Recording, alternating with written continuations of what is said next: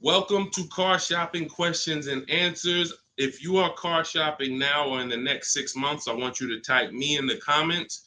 My name is Deshone the Auto Advisor. That's what I'm publicly known as. And all we do here is make sure that you know how to pay less than everyone else for cars. I'm very big on that. We spent the last 3 years helping people do this. And I spent 14 years in the car business before I started this. So I want you to start typing your questions. It's very important that when you're on this broadcast, you are locked in.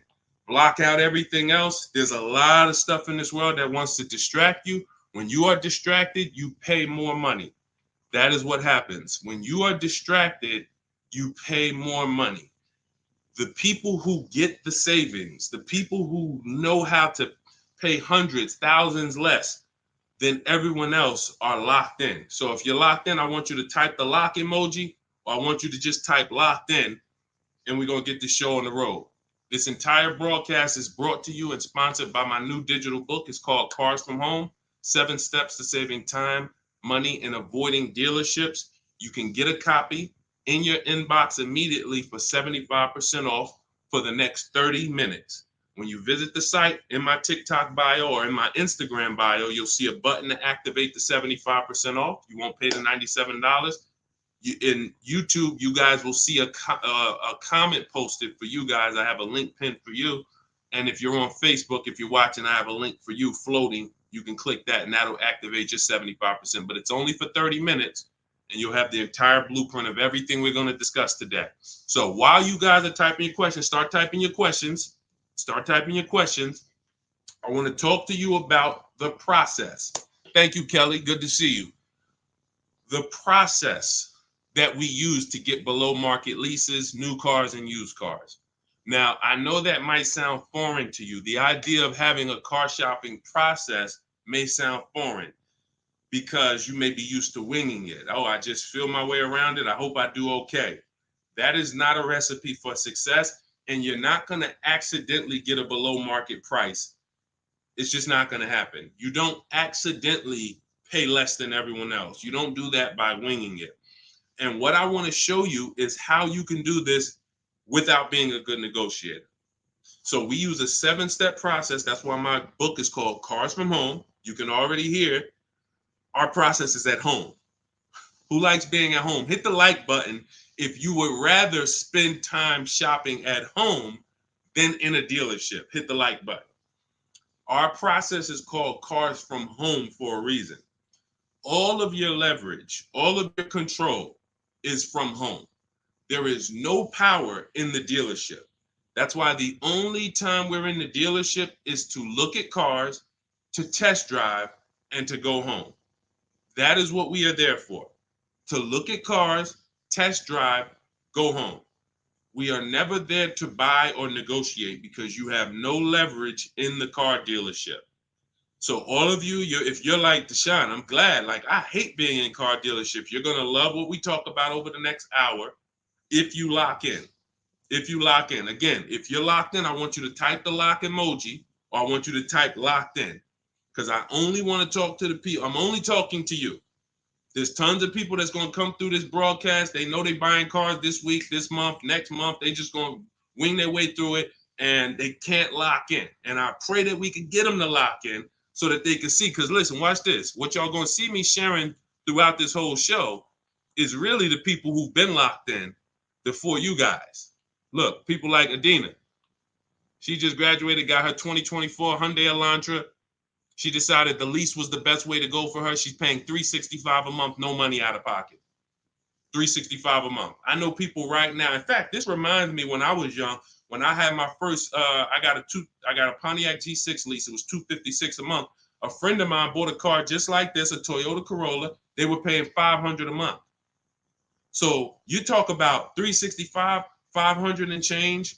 These are major. And now to buy a Toyota Corolla would probably be more like close to the $600 a month to buy a new one. So we're going to talk a lot about our structure here. So let's get into it. Dolan, I see we're getting questions, but let me, as we get the questions, let me, matter of fact, let's go. We'll start with the questions. No, bring it up. Because as quick as people type questions, I'll get to them. So this one's from TikTok. I practice what you preach. lease and get the lowest payment and under warranty, it's great. I'll stay there all day at the dealership until I get my price. See, now that's the only part. I love the first part of what you said. The second part, we don't do. And I'm going to tell you why. You don't know what the bottom is. Every dealership's bottom is different. And what they want you to do is they want you to think, again, if this is your first time on a live with me, I want you to type the number 1. Type the number 1 if this is your first time ever on a live stream with me, with us, first time. You may not be familiar with what we teach here. So let's get this out of the way. I don't spend time in car dealerships, and I teach people not to. I'm going to tell you why. Welcome, Kellyanne. Okay, welcome. You came in giving gifts, and I appreciate you. So check this out. Here's why you never want to be in a car dealership negotiating. You don't know what the bottom is. Every dealership's bottom is different. I know they may have told you every Nissan dealer is the same. It's like the Apple store. So just go to whichever one's closest. That's not true. Every dealership is independently owned and operated. They're an independent franchise and they're competing. That is what dealerships do. So here's the dangerous part. Here's the dangerous part about negotiating with one dealer. So you take somebody who, what do y'all think is a good, let's just say, right? Example. Let's take a car that is $40,000 car. What do you think a good discount would be on that? What do you think a discount where you'd be like, okay, I think that feels right. Let's throw out some numbers. I told you, stay by your keyboard, y'all. Let's go. Let me talk to people that's locked in. You're looking at a $40,000 car. What do you think a good discount is on that? Good discount. Just throw a number out there. Some people don't know. 35, okay. $5,000 off. Okay. We'll get to you, Theo. I see you. Okay. $5,000 off. Okay. Let's go. Kelly Jean, you locked in today. I'm okay. $2,000 off. Okay, Atlanta lawyer. Okay. Now watch this. So somebody said 2,000 off. Somebody said 5,000 off. Watch this. Now Tiffany gets a $40,000 vehicle. Look, MSRP was $44,820. She got $6,538, $30 off. Now let me tell you how she guarantees that's the best deal. Multiple offers. If you're in a dealership where the market price of the vehicle is everyone's charging $5,000 over sticker, $3,000 over sticker, $8,000 over sticker, then maybe a $2,000 discount is the best in the market. But there's no way for you to know that without multiple offers. Like, look at Eddie. Eddie was shopping for a Toyota. He bought it. This was last year. He bought it and he said, look, I went with the perfect purchase route, which is a strategy I teach. 2023 Toyota Camry hybrid with all the bells and whistles. Initial quotes were over 10,000 over MSRP. So if any of you are familiar with this vehicle, the Toyota Camry hybrid, dealers were charging people ridiculous money, and they still are. He ends up getting a $2,086 discount after he looked at multiple offers. That is the name of the game. You can't, because now let me show you a little bit more of why we must get multiple offers. You can't feel for the bottom. Look at this. When you look at somebody like Kimberly shop, she gets a matter of fact, oh no, we just had somebody I want to share with y'all because she saved more money than anyone else I've ever seen. Did I bring her deal in here? Did I bring her deal in here? Hold on one second. Yes, I did. So this is Milligan. This was last week. It was a couple days ago. She gets a 2024 Mercedes EQE. It has a $79,000 list price. $79,000 list price. Now, if she would have went in there and said, well, I'm just going to negotiate my way in, and I'm just going to, let's say she got $8,000 off, $10,000 off. Who would feel like that was a good deal? You go in, you're looking at a $79,000 Mercedes. You know, does your gut tell you that's a good deal or you want more? 10,000 off. Let's say 15. 15 off. And is that a good deal? Come on, tap in with me, y'all. Talk to me. Talk to me. I want y'all to know, because we don't do. I want y'all to know that I'm conservative with what I'm about to tell you. But I need you to hammer this point into your head that negotiating with a dealer is a losing battle when you're negotiating in there. So all right. So Jimmy said yes. I see you. Kelly said yes. 15 grand sounds like a good discount. I would feel good about that. Milligan paid $56,000. If you're on YouTube and if you're on Instagram, you can see it on the screen. She sent me her paperwork. This is what I do. So this is literally, people send me their deals. People who I work with around the country, whether you have my book, whether you're in my program, people send me their deals all the time. She paid 50. She saved almost $30,000 on this vehicle. Brand new vehicle. So what does that tell you? Had you gone in there and agreed to a $15,000 discount, you would have left thinking you did okay, which is the point I want to make before we wrap this question up. The name of the game with car sales, and I did this for 14 years, is not that you win. It's to make you think you won. The name of the game with car sales is to make you think you won. It is a psychological game that when you're negotiating one-on-one with dealers, it's impossible for you to you can't win. So when you step outside and you start to sit back like we do and shop from home, and you learn how to look at the market the way I teach, the way you're going to learn, the more you tap in here, you will understand that your money and your leverage is at home, putting dealers against each other. Not going into one dealer and saying, okay, how much can you take off? Okay, who got that? Type $ if that point makes sense. You cannot feel for the bottom.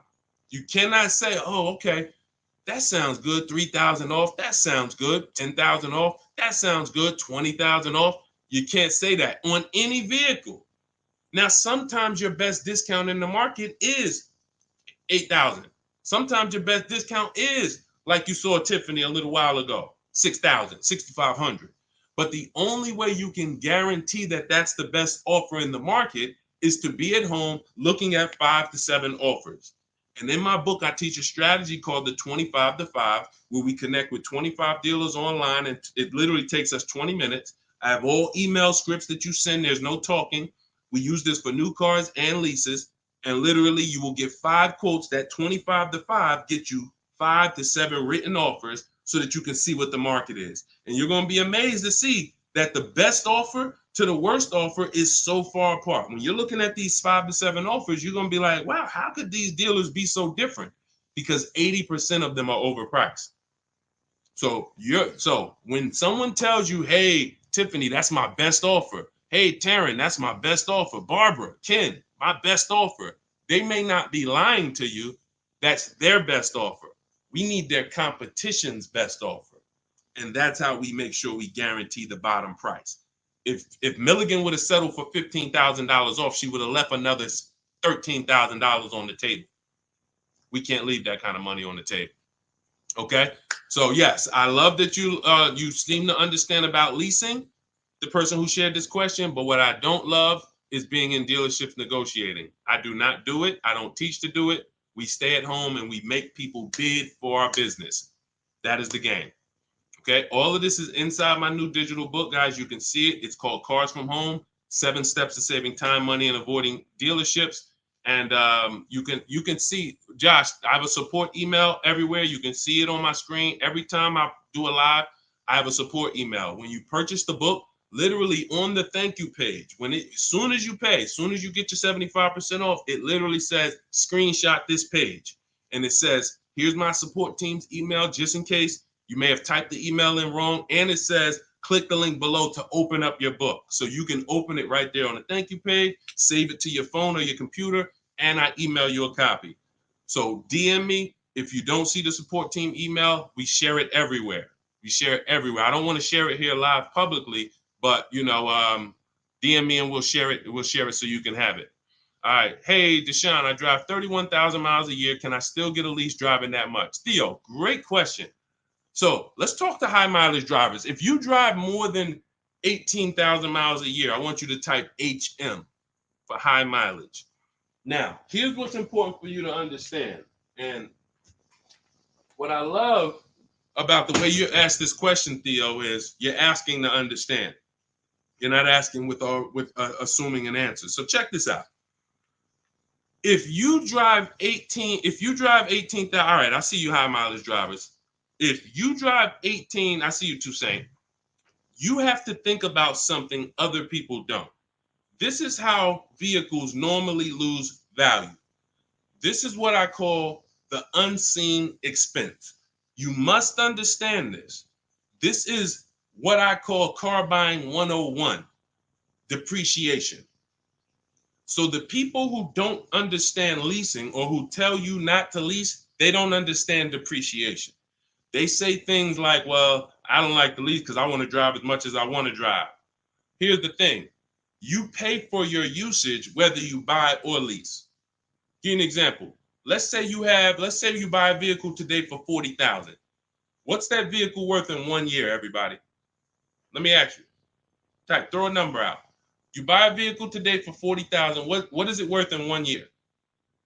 Average miles driven, 12,000 miles per year. What is that vehicle worth? Is it still worth 40? Is it still worth 40? No. Right, exactly.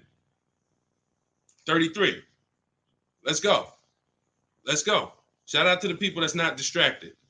33. Look. So now that's a good estimate. You look and you say, all right, that's 40. This is 33. That's 1 year of time I lost $7,000. Had nothing to do with the fact you bought the car. I thought you didn't pay for stuff if you bought it. I thought you could drive as much as you want when you bought it. So let's throw a curveball in for the high mileage driver, because this is the point we're making. What happens if you drive 20,000 miles? What's the car worth? What's the car worth? Instead of average miles, where like, okay, it'd be worth 30. You drive 20,000 miles, it's probably worth 30. Instead of 33, it's probably worth 30. You lost 10 grand of value. So the more you drive, the more you depreciate your vehicle. Does that make sense? It doesn't matter if you leased or bought. If you buy a vehicle for 40 and you put 100,000 miles on it in a year, that vehicle's worthless. You go around and you try to sell it, it's probably going to be worth $12,000 or whatever, $15,000. You destroyed the value with the amount of mileage you drive. So now once you see that, now you can get that, all right, I'm not off the hook just because I paid for my car and I didn't lease it. I lose in the form of depreciation depending on how I use this vehicle. So that's the basis for us to discuss leasing versus buying. And when you look at leasing versus buying, here's what we're asking ourselves. This is step one in my book. We don't do anything else until we pass this step. How many years are you keeping the next vehicle? How many years are you keeping your next vehicle? Type into the chat. Those of you who are shopping, I want you to answer this. How many years are you keeping your next vehicle that you're going to be shopping for? 8 or more, or less than 8? This is called the 8-year rule. See, I get a lot of people, and I see a lot of you ask, hey, I'm looking at a Porsche Macan. Should I lease or buy? I'm looking at a Rolls Royce. Should I lease or buy? I'm looking at a Honda Civic. Lease or buy?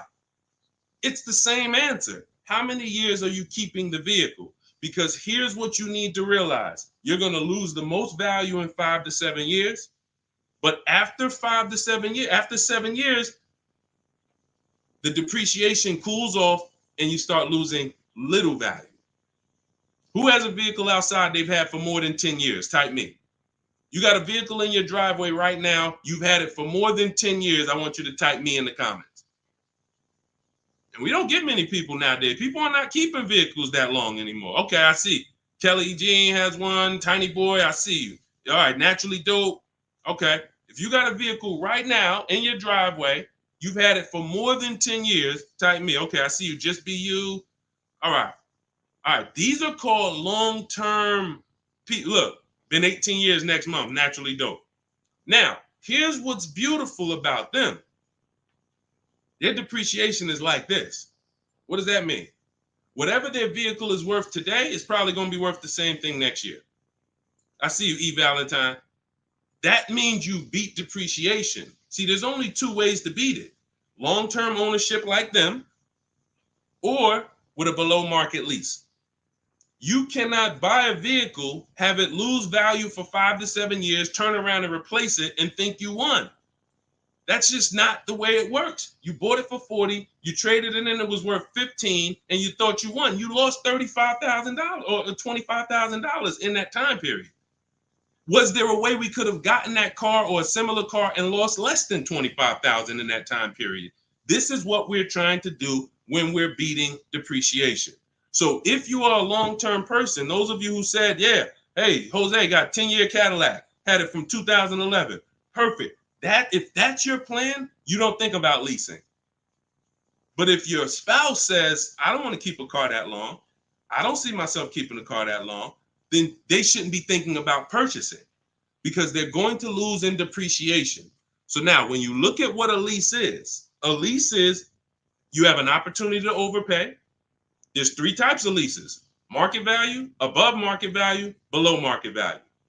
If you pay market value or above market value, you lost. You lost. Market value or below market value, you lost.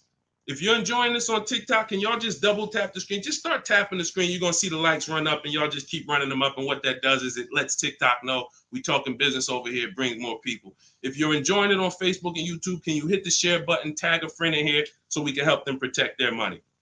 This is about below market lease deals because you've seen commercials that say, hey, you can lease this vehicle for this, $5,000 down plus tax. Those are above market lease values or market value.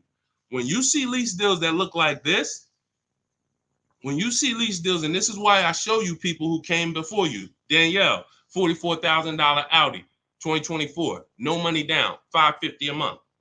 No money down, $44,000 Audi. You guys know, some of you know, every $5,000 on a loan is about $100 per month. So to buy that $44,000 Audi with no money down, we always shop our deals with no money down. And once you embrace what I'm telling you, you'll be shopping with no money down only. That doesn't mean we don't put money down, but we always shop all our deals, purchases, leases, used cars with no money down. Because when you start putting money down, it confuses you. Unless you're really, really good at math. If you're really great at math, then it won't. But if you're not great at math and you start putting money down, it's going to confuse you because you really don't know the deal you're getting. You only are focused on what is that monthly payment. So that's why we shop with no money down. But to buy this same vehicle with no money down for a $44,000 vehicle, that's a $900 payment on a 5-year loan. That's a $900 payment, $800 payment on a 6-year loan. She's paying $550 below market lease. Look at Kimberly. She saved 20 grand on her Maserati, below market lease, an $86,000 vehicle, $950 a month. $86,000 vehicle, $950 a month. Charles on his Palisade. Some of you have a Palisade. It's $48,000 vehicle. 48, almost $50,000 vehicle. That's $1,000 a month to buy. All day long, 5-year loan. And some of you, if you're like Deshone, well, I got a $50,000 vehicle and it wasn't $1,000. That means you took a long loan. So we don't do that here. We don't take 8-year loans. We just don't do it. It's the same reason we don't take 40-year mortgages. We have boundaries here that tell us this is too expensive for us. So anyone can get you in a car. You could go buy a Bentley. They give you a 190-month loan. You'll be able to afford it. That don't mean it was a good deal. So we cap our loans at 672 months. We will not go longer than that. That is the longest loan we take. So you look at what this would have cost Charles, Hyundai Palisade, $48,000. That's $1,000 a month payment. What is he paying? $597.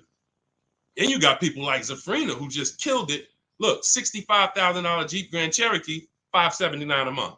That's a 0.88% lease. These are below market leases.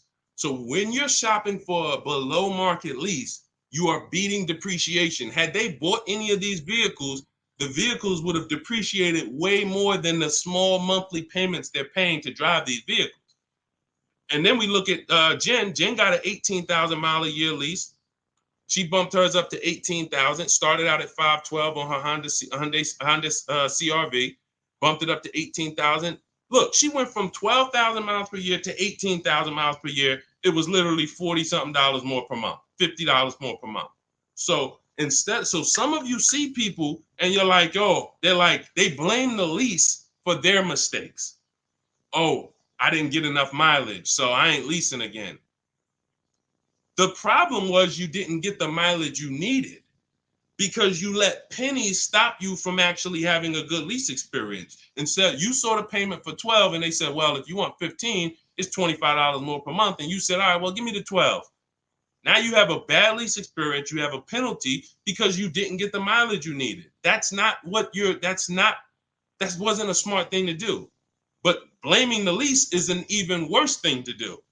So we always get the mileage we need. So Theo, when we look at now that you understand depreciation, you understand you buy a vehicle, you're killing the value. You're driving 31,000 miles per year.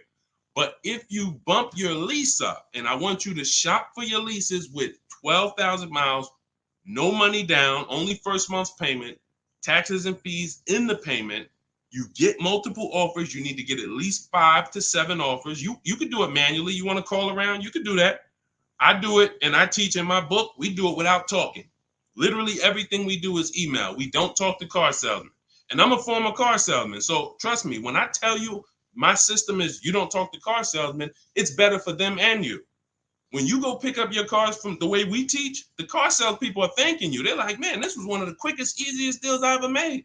You knew what you wanted. You sent me an inquiry. You gave me enough information to make the deal. We did it in 20, 30 minutes. This was great. I would never develop a system that would make car sales people work hard. It's easy. They love what we do. But at the same time, you got to find the right dealers. And you got to understand, all right, I have to shop with 12,000 miles per year first, and then let me get my best offers. You know, we teach something called the 1.5% rule. We divide the monthly payment into the MSRP. In my book, I have a calculator that does this for you. So literally, when you get my book, 75% off in my TikTok bio, 30 minutes, Instagram bio, 30 minutes, YouTube comments, Facebook comments, you see the link floating. You got 30 minutes to get the book for 75% off, so you won't pay $97. In there, I have calculated, you put your lease quotes into, and it literally spits out which one is the best, and it spits out counter offers that we email back to them. So once you do that, you find your best deal. Is it 1%? Is it less than 1% like Zafrina's? Is it 1.2, 1. As long as it's under 1.5, out of all your offers, you need to have 5 to 7 offers. If it's under 1.5, now you got good value. And now you ask them to adjust it up to 31,000 miles per year. You can absolutely do a high mileage lease. And you are going to spend less if you're a short-term driver. So I told you guys, if you were on the stream the other day, I talked about the guy that came in. He's the one taught me this, a customer. When I worked at Hyundai, I was a manager for a little bit. He came in, he had a high mileage lease on a Hyundai Sonata. I had never seen it. He had 72,000 miles on the car. And I was like, hey, you leased this? He said, yeah, I always lease. I'm in sales. He said, I used to buy my cars. I would always have negative equity. I had to do big down payments. I hated it. I started doing just a high mileage lease. He was only paying like $150 a month more than the normal lease for 25,000 miles a year. So instead of coming in with $10,000 or $12,000 of negative equity because he put so many miles on the car, he pays $150 more, drives as much as he wants to drive, comes back every 3 years, gets a new vehicle. He's not tying up money in these vehicles. Now, for those of you who are going to be long-term, like the people who we just shouted out about 8, 9, 10 minutes ago, that is the deal. You do not lease. You're going to buy, keep that vehicle until the wheels fall off. That's the win. But if you're not keeping your vehicles 8 years, you're overspending by thousands of dollars not leasing. And we prove that over and over and over and over here.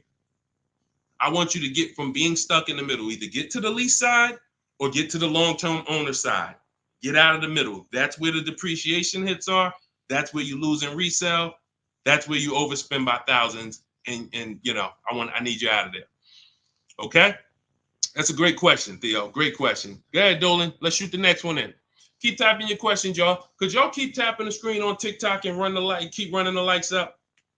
Every time you hear something you like, either hit the like button or the share button. If you're like, man, you know what? Because at the end of the day, look, it's only a couple people that help us move this mission forward. I appreciate it. There's a couple. I love the people who tap in, but I really appreciate the people who share, tell their friends. I see you. Okay? I see you, and I appreciate it. Let's go.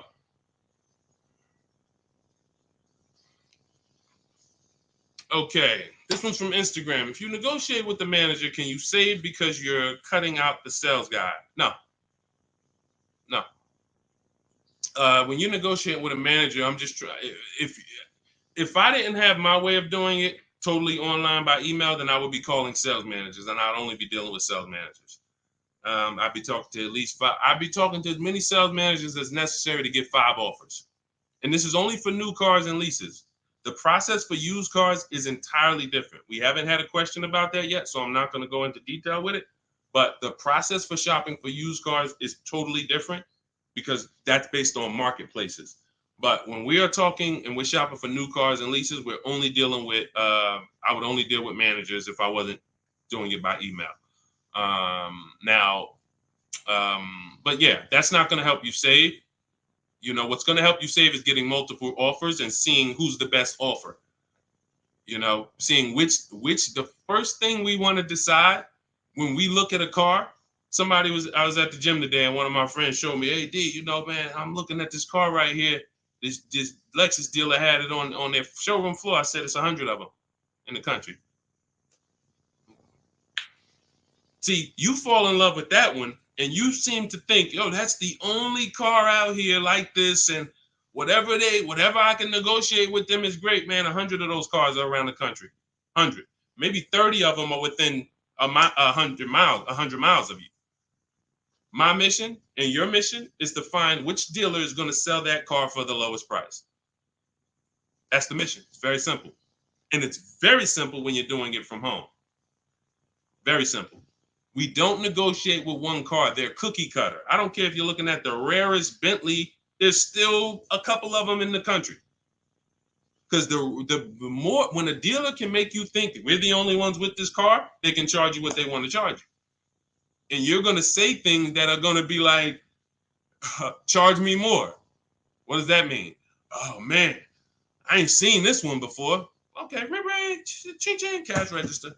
You say stuff. See, I'm a former car salesman, and thank God he's put me here to do good in this world. And he's given me a heart to help people, and I just never had the heart to take advantage of people.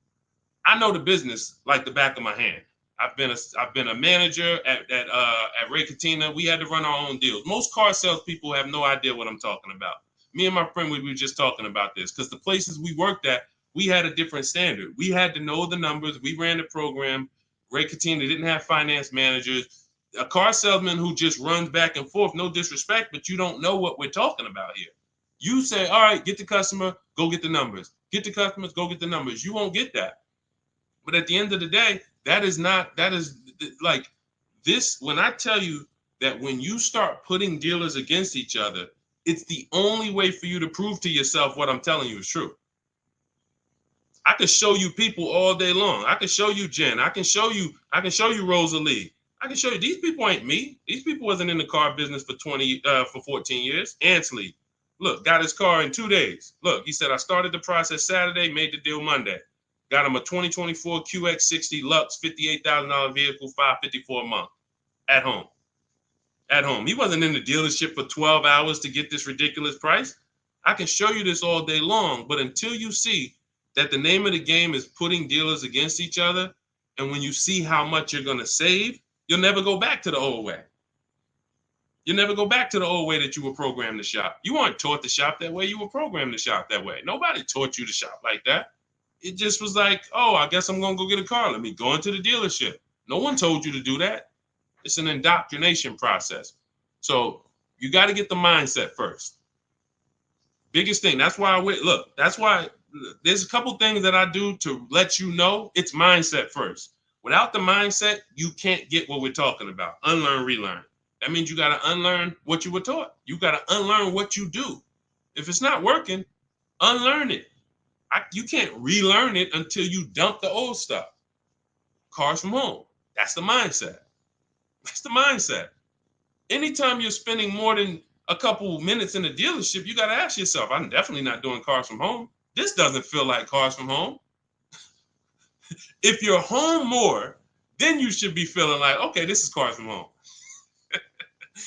And all of this is in my, if you like, guys, you don't want to remember all of this, you just want the step-by-step blueprint, that is my new digital book. It's 5-star rated. You can Google it. It's called Cars from Home, 7 Steps to Saving Time, Money, and Avoiding Dealerships. You can get your copy for 75% off in my TikTok bio, my Instagram bio, the YouTube comments, or the Facebook comments for the next 30 minutes. After 30 minutes, price goes back up to $97. And it is worth every penny at $97. People saving $5, $10, $15, $20,000, never spending more than 30 minutes in the dealership. They pay $97 all day. We sold tons of books for $97, but $24 is better. So go ahead, Dolan, shoot the next one up. All right. This one's CPB013. Is the online price the lowest they will go on a used car? All right, so this is a good question. Is the online price the lowest they will go on a used car?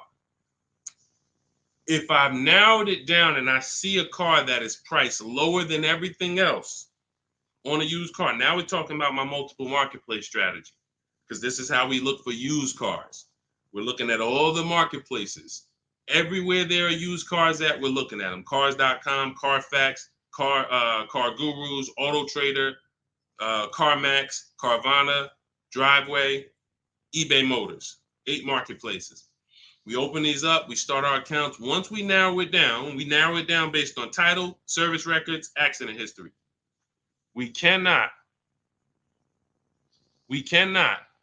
hold on.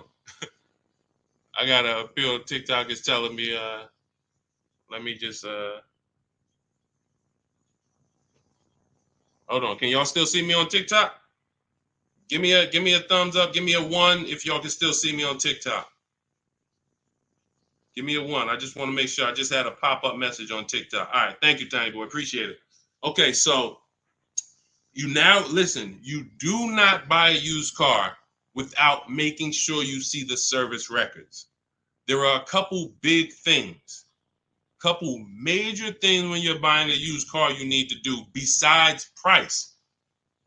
I'm telling you this. We tend to focus on price. We must get a quality car and a below market price. One without the other is a loss. If you tell me, Deshone, man, I used your strategies, I shop, I paid below market value, I know it, I saw this was the lowest car within 100 miles, but the car is in the shop every 3 to 6 months, that's a problem. We lost. So we must get both. So we narrow this down based on service records.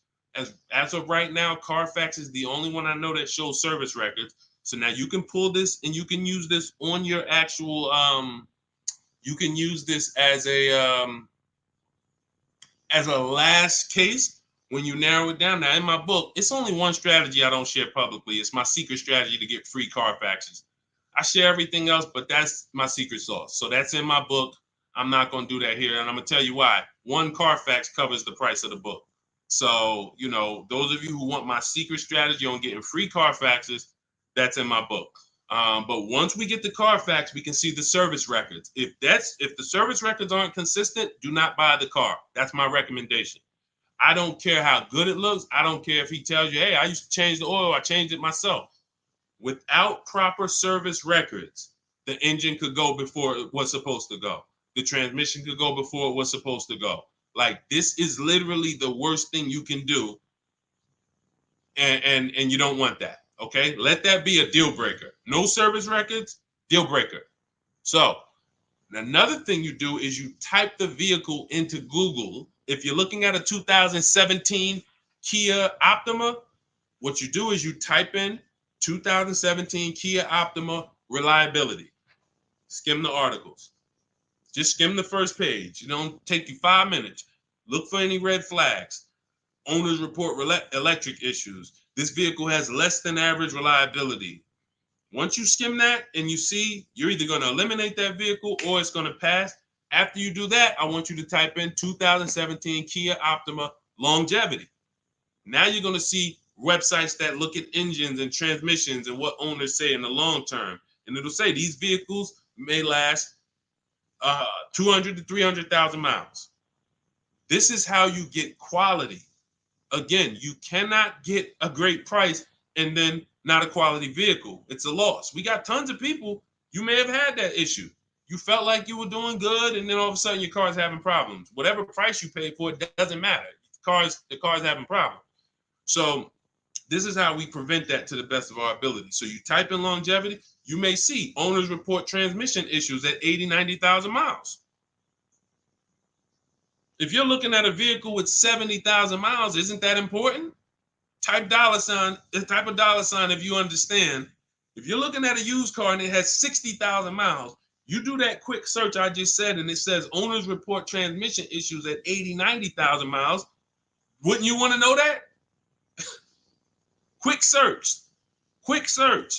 This is 10 minutes to say this is free. Free things that take no time, that save you thousands of dollars and headaches and money and all of this. So now, once that's happening, we look at the prices. Now we look and say, all right, is this the lowest price on the market? All right. Are they going to charge any fees? This is what we need to know, CPB. Because some people will put a price online. Who's experienced that? Who's had a dealer that they saw a price online, they went in, and then it was a different price? Type me if you've had that happen to you. You saw a price online, you said, okay, price looks good. You go in, all of a sudden it's okay, but this and this, and then we got this, and then we got this, and next thing you know, you're $8,000 more than the price online. Happens all the time. How do we prevent that? We call before we go. We must verify fees before we go. So when I look at a price online, CPB, you got to understand something. There's two types of dealers. There's dealers who list used cars and they have no intention to sell the car at that price. They're going to bump the price up when you get there, and they hope you don't call. Because if you call, then they know you won't come. And in my book, I teach you how to call. We don't waste our time. We don't let anyone waste our time. While we're in a dealership that's wasting our time, the real best price car is selling to someone else. If you narrow it down to 3 cars and then you go see one and it's like, okay, Dad, you wasted my time. Now you come back and the other 2 that was really the best price, those are gone. Because the best price cars don't last long. So we can't afford to let anyone waste our time. So now the goal is to see, can I get money off, but not here? We don't do that until we get there. Because a lot of times when we shop for used cars, we're getting notifications of every car that pops up. A lot of times we get cars that no one even knows hit the market yet. Soon as they hit the market, because I teach you how to know the market, you literally know the car there before anyone. You verify fees, you're there, you test drive it, you lock the car up. You can't call those dealers and be like, hey, could you take another $1,000, $2,000 off? Because they're going to be like, well, we just got the car, we're going to give it some chance. And I'm going to give you another insider secret. Dealers use a tool called V-Auto. When we list used cars, we know what every used car is priced at around us. We know what every single used car is priced at all around us. So we know we're the lowest priced car in the market. When you're looking at that car and you see that's the lowest price out of all of them, that dealer knows they're the lowest price. So when you call them and you look for more money off and you're not there, you don't have any leverage. So we do that when we get there. So this is all in the process that we use. I talked to y'all at the beginning of the stream. We talked about process. Everything we do is a system. That's why we have thousands of people that you look all over my pages, you read those comments, you see people sold their leases. I made so much money selling my lease. Oh man, I got $10,000 off. Man, I got a deal that was $200 less than what I thought I could get. Look, I had, I think Vicky, who wrote into me? I think Vicky wrote into me and said, What's her name, Vicky? Okay, can you take that question off, CP? Dolan, so I can see this. Okay, yeah, it was Vicky. She said, "Hey, Deshone, thanks to your book and the methods, I was able to get my new lease for a 2024 Volkswagen Atlas for $175 less a month than my first quotes. I did it all online except for picking up the car. I put no money down other than first month's payment and DMV. I saved over $6,000 over the life of my lease listening to your tips, using my scripts. My negotiating scripts, you don't talk, you're typing, you're copying and pasting. So if you have it, if you can't copy and paste, this ain't for you. If you're not good with a computer, you can't visit websites and copy and paste. This isn't for you. But that is the name of the game. That is the name of the game. Like, it is all about having a process, not winging it. This is a 5 and 6 figure transaction. You wouldn't wing a home purchase. I don't care if you found the least expensive shack in the country. You found a shack that was $40,000, and you're like, man, I want to buy that shack. You wouldn't wing that process, right? You wouldn't be like, oh, you know what, I can handle it. Forget the attorney. I don't need a realtor. I don't need none of that. I'm just gonna go and, no title company. No, there's a process. Doesn't matter. Even the least expensive house. So if you treat car buying here like you treat home buying, if you treat car buying like you're buying a small house instead of a big TV, that's how people treat buying cars. Then people come in, hey, honey, look outside. You bought a car? Hey, I went down. I told you, I told you I was just going to get milk, but I stopped by the dealership. I knew you was out for a couple hours. What happened? Like, how'd you buy a car? Well, I stopped by the dealership. I saw this thing and I just had to make it. You made a $30,000 transaction in minutes. Minutes.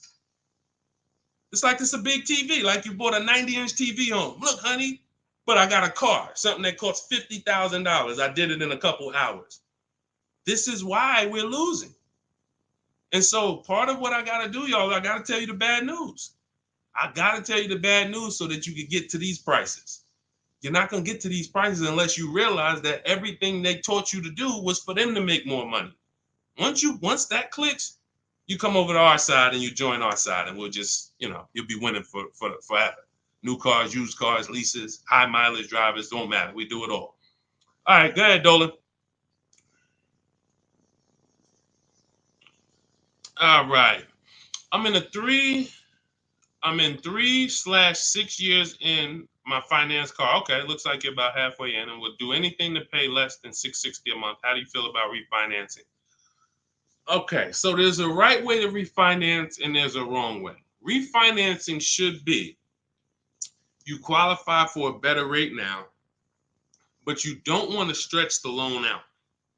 And I'm going to tell you why. Most of the people who want to loan you money, they want you to take it longer. I make more money lending you $40,000 for 8 years than I do for 3 years. So the longer you take the loan, the more I'm pretty much guaranteed to be all right. If you pay for 2-3 years, a lot of that is going to interest. So by the time you get to halfway through, you still owe a good amount on that vehicle. So most people, when they refinance, they call and they're like, okay, well, what's the lowest payment I could refinance into? And then they'll stretch the loan out. And that ends up, like, let's say if you paid 3 years already. Now you go in and you say, all right, well, what can I refinance to? They say, well, we can get you the $375 a month. We give you a new 6-year loan. And now people be like, oh, well, I like that better. But you already paid for 3. What's 3 plus 6? 9 years. No one's taking, there's no smart person on here that would sign a 9-year loan. But that's the problem. So here's what I would do. You're already, all right. Another thing about refinancing, it's for people who want to keep their cars. We said this earlier. The people who are keeping their cars want to actually pay them off and keep them until they, forever. or at least until they know that the depreciation is over. And that's really not even that, because once the depreciation, once you get here, you buy your car here, by the time it gets here, you paid it off. Now you don't want to get rid of it, because now this is where you've reached what I call the reward stage. This is where it's like, man, my car is not really losing that much value. Now let me keep this thing and really get my money out of it. You don't want to flip the car as soon as the depreciation has really settled. You don't. So if you're planning to keep that car and keep it 8, 9, 10 years, then you refinance, and then you say, all right, I'm just going to make sure I got the best loan. But I would recommend you refinance and pay the highest payment you can to pay off the car quicker, not stretching the loan out. It's just you're paying more. It may seem like, okay, yeah, I'm paying less, but you're paying more. You've already paid for 3 years. They stretch you out another 5 years. That's an 8-year loan. You paid on the car for 8 years now. So what I would look at is, if you're not a long-term person, if you're not keeping your cars 8 years, you should be flipping out of that car into a lease. You should literally we have a process we call the equity assessment. Some of you know there's a word we don't use here. It starts with a T. Who knows? Because I know we got some new people on here. If this is your first time, you wouldn't know this. But there's a couple people that tap in with us regularly. They locked in. They becoming below market masters. A lot of them have my book already. So there's a word we don't use. It starts with a T. See if we got anybody on here that know. Thank you, Terry. Trade. Yes. Thank you. Way to go. I love the people who are locked in. I'm always going to listen. I'm always going to give y'all extra attention, because y'all are the ones. It's a lot of distractions out here in this world. A lot of people want you reading news articles and all of that. While you doing all of that, people charging you more money for everything. Stuff you didn't have to pay overpriced for this car. But because you didn't tap in and lock in, now you just went and did it over. So yes, we don't trade. So what you would do is you would do an equity assessment. We go to cash buyers. We use 6 buyers right now online. CarMax, Carvana, Driveway, KBB Instant Cash Offer, and AutoNation and Car Gurus.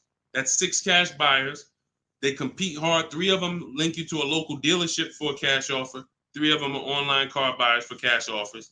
And these are people I've helped hundreds of people sell cars to these people. I've sold my car, my mother's car.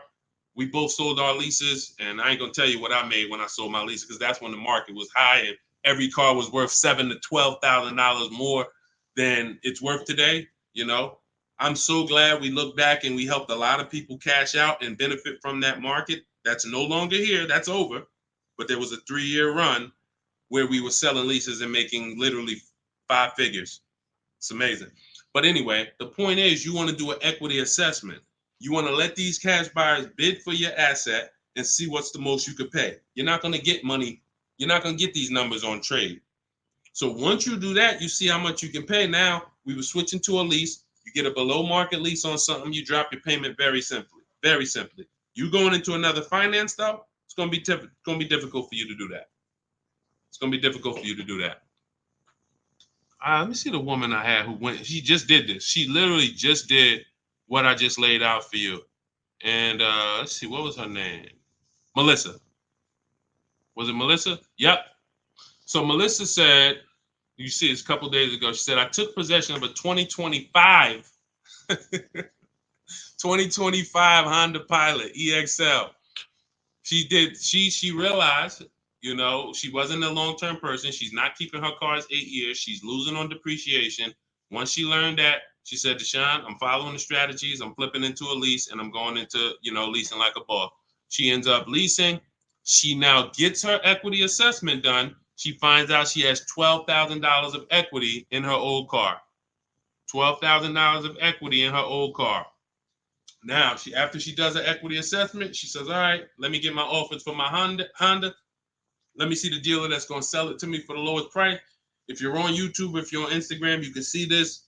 And I can't share this on the other platforms because it doesn't let me. But if you're on YouTube, you can see Melissa's whole deal that she sent. So she ends up She ends up leasing $597 a month. She got a 15,000 mile a year lease. The Honda was, I believe, close to $50,000. Yep, it was close to $50,000. She has a $12,000 check coming that she's gonna put in her bank account. Now she was used to just flipping that over to the next car.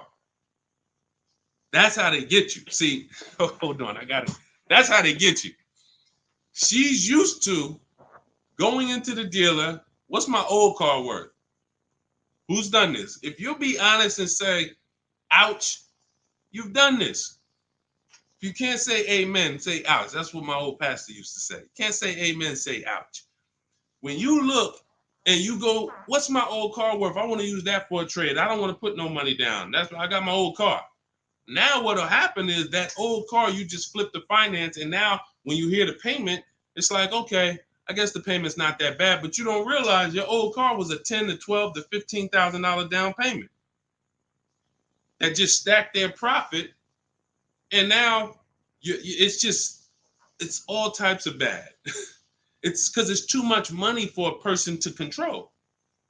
It's too much money. When you go into a dealership to trade and you need a loan, that's 3 transactions you're giving to the dealership. 3. That means I want to sell you my old car. That's 1 transaction. And instead of me making people bid for my old car, I'm just going to give it to you. I'm going to just have you be my only offer. Even though I know, well, you don't know, that's why you're not doing it. Even though there's tons of other companies who want to compete to say, hey, wait, we'll pay more than that. We'll pay more. They're giving you 10 for the trade. We'll give you 13. We'll give you 12. Like, you don't know these people exist. So you're now giving that to the dealer. Now you say, and I need a loan. You don't realize there's banks and credit unions that want to compete all around you. Hey, we could do a better rate than that. We could do a better rate than that. In my book, I teach something called the bank bidding war, where we have all of these people bid for our loan, and it doesn't affect our credit. There's a particular way we do this. It's a bank bidding war. They give you a window to shop. Now, you can't let dealers run your credit and just run you, that's different. I'm talking you rate shopping. But you're giving that transaction to the dealer without shopping it. And then you're buying a car from them, even though there's other dealers who have the exact same car that you're not getting prices from. That will sell you the car for $3,000 less, $5,000 less, $8,000 less, $15,000 less. You won't know that because you're just dealing with this one person. So that is what happens most of the time. That's why when you step into our way, you see it's totally different. You can't even mix what we do here with how y'all do it. You can't. It's oil and water. So that's how Melissa did it. The same way I just told you to do it. She said, you know what? I'm not buying these cars anymore. I'm not keeping them 8 years. If I'm keeping a car 8 years, then I'll shop to buy again. Again, for those of you who just came on the stream, if you are keeping your car more than 8 years, your next car, you shop for a purchase. New car, used car, purchase. But if you cannot tell me 100% you are keeping the car 8 years, you should be shopping for a lease. It's not even close.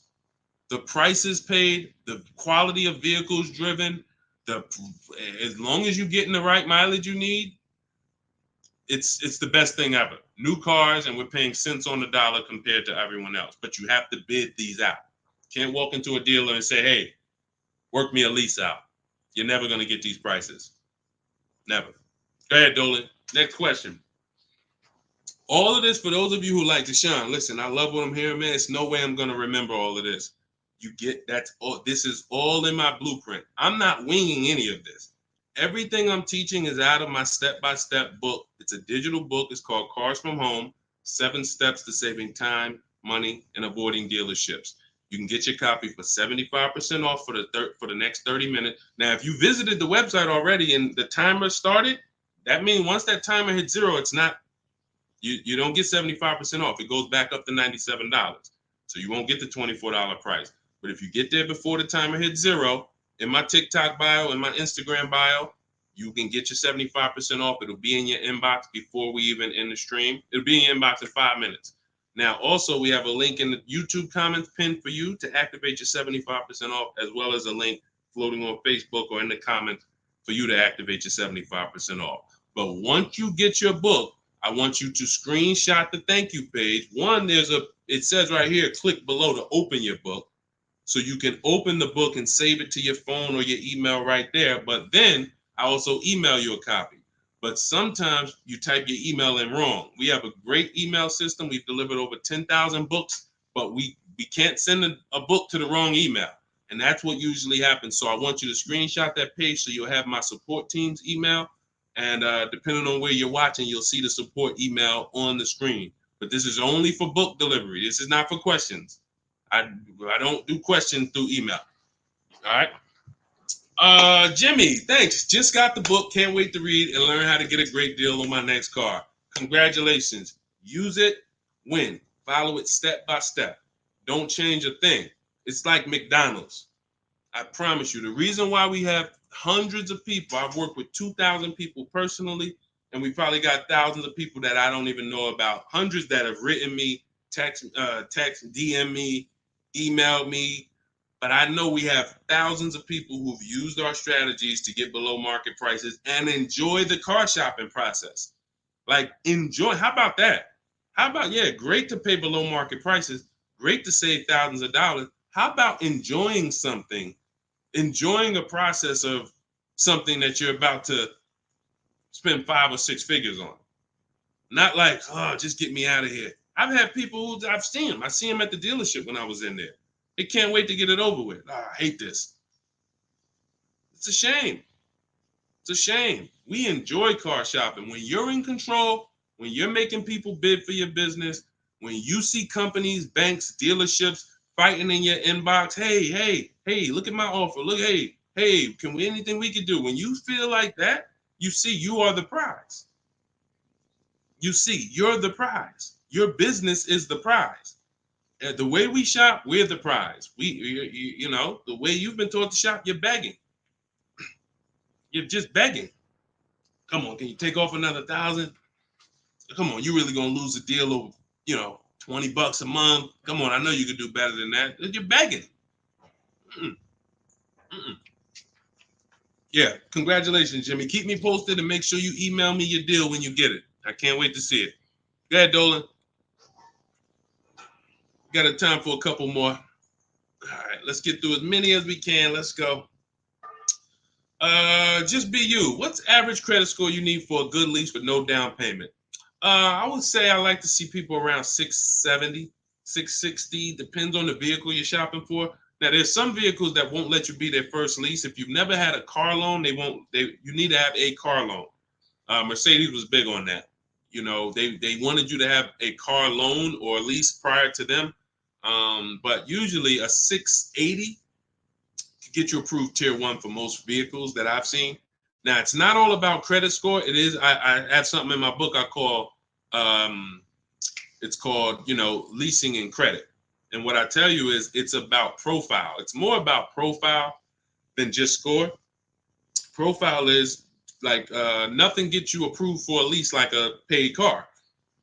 If you paid on time for a car you have now, even with a 640 score, if they look at you and see, wait, well, she's never missed a payment on her car in the last 5 years.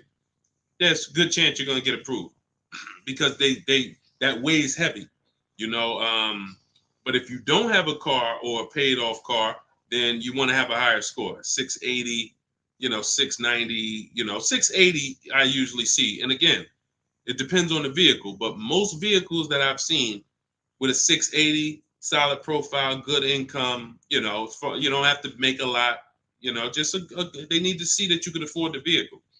That's just fine. Yeah, that's just fine. And look, if you're not ready to get a lease yet, then you should be setting yourself up to get a lease. You should be setting yourself up. No, thank you, baby.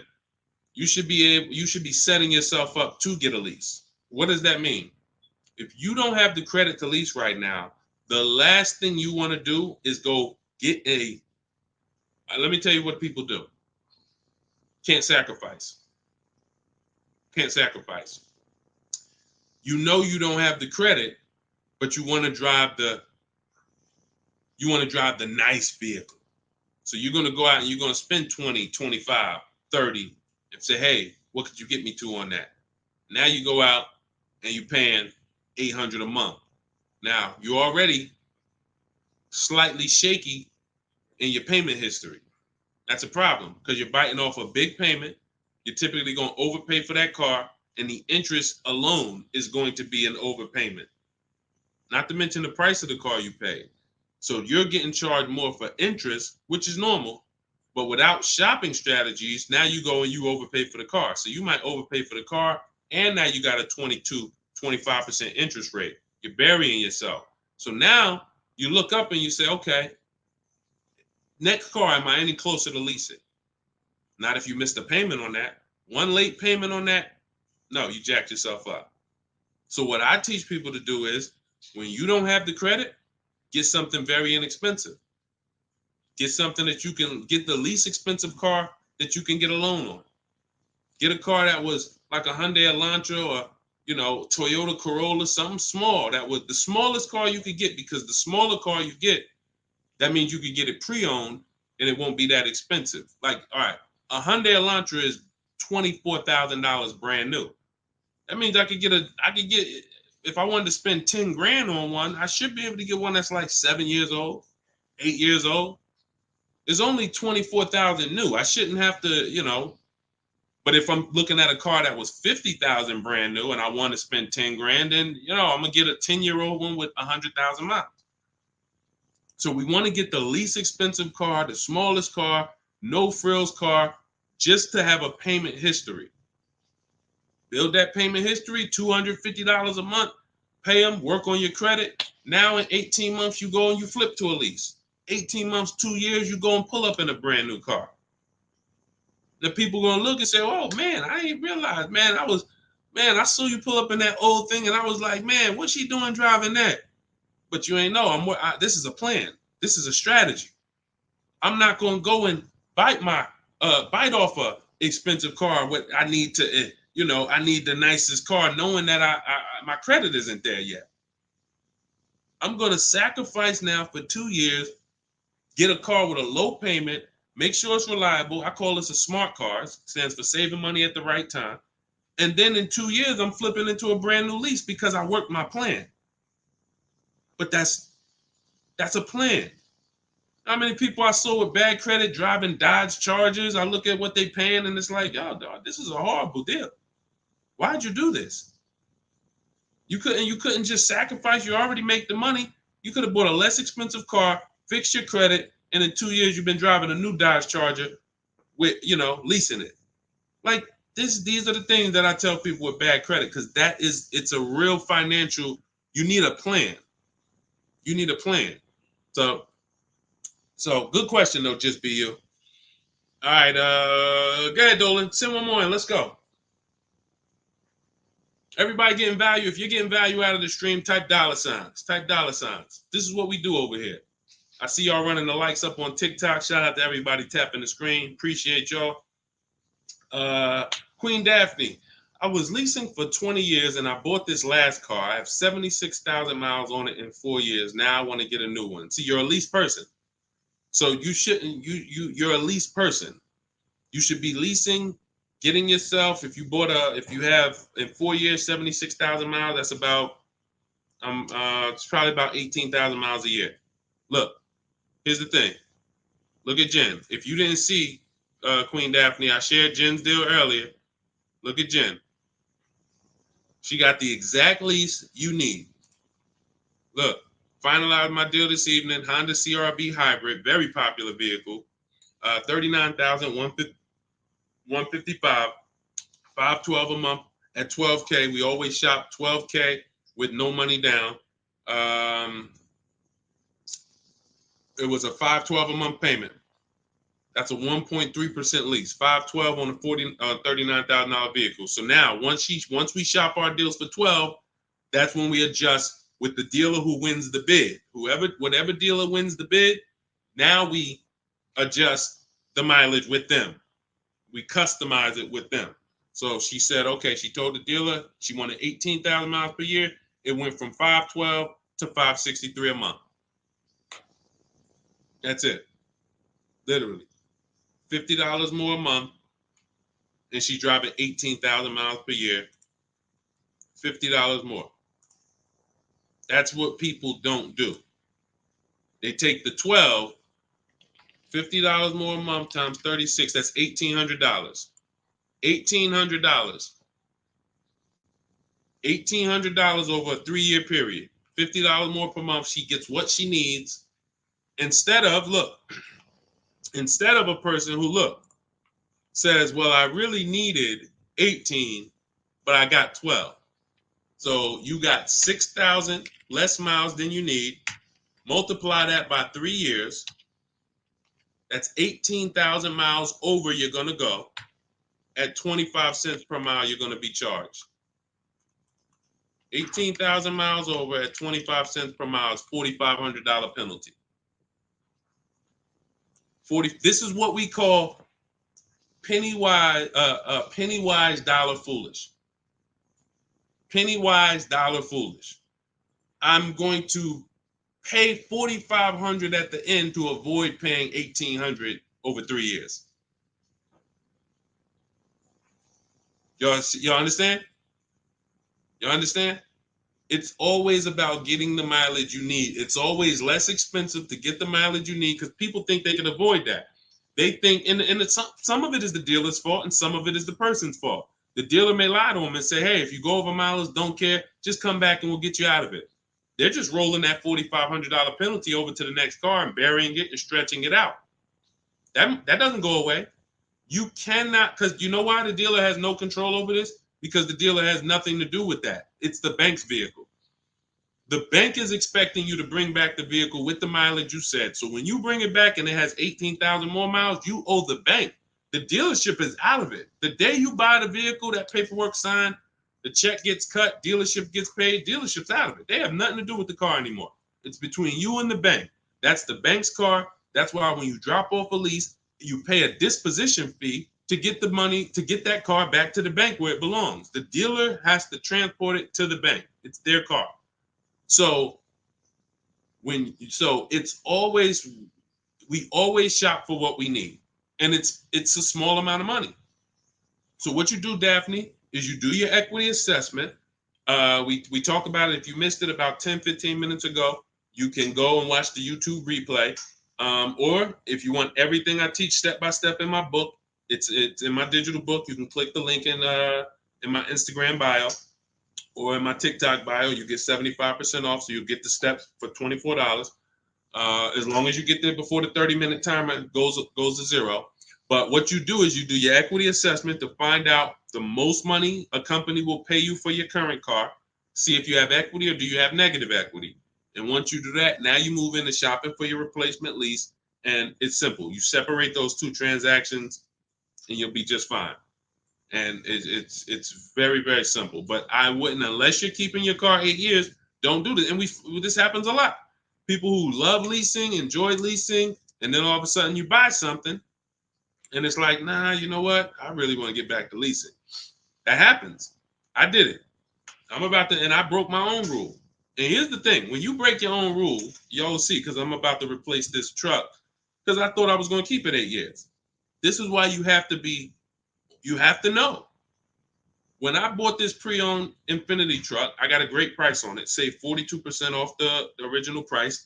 That's another thing we do with used car. We must know what the original price was to know if it's a really good deal.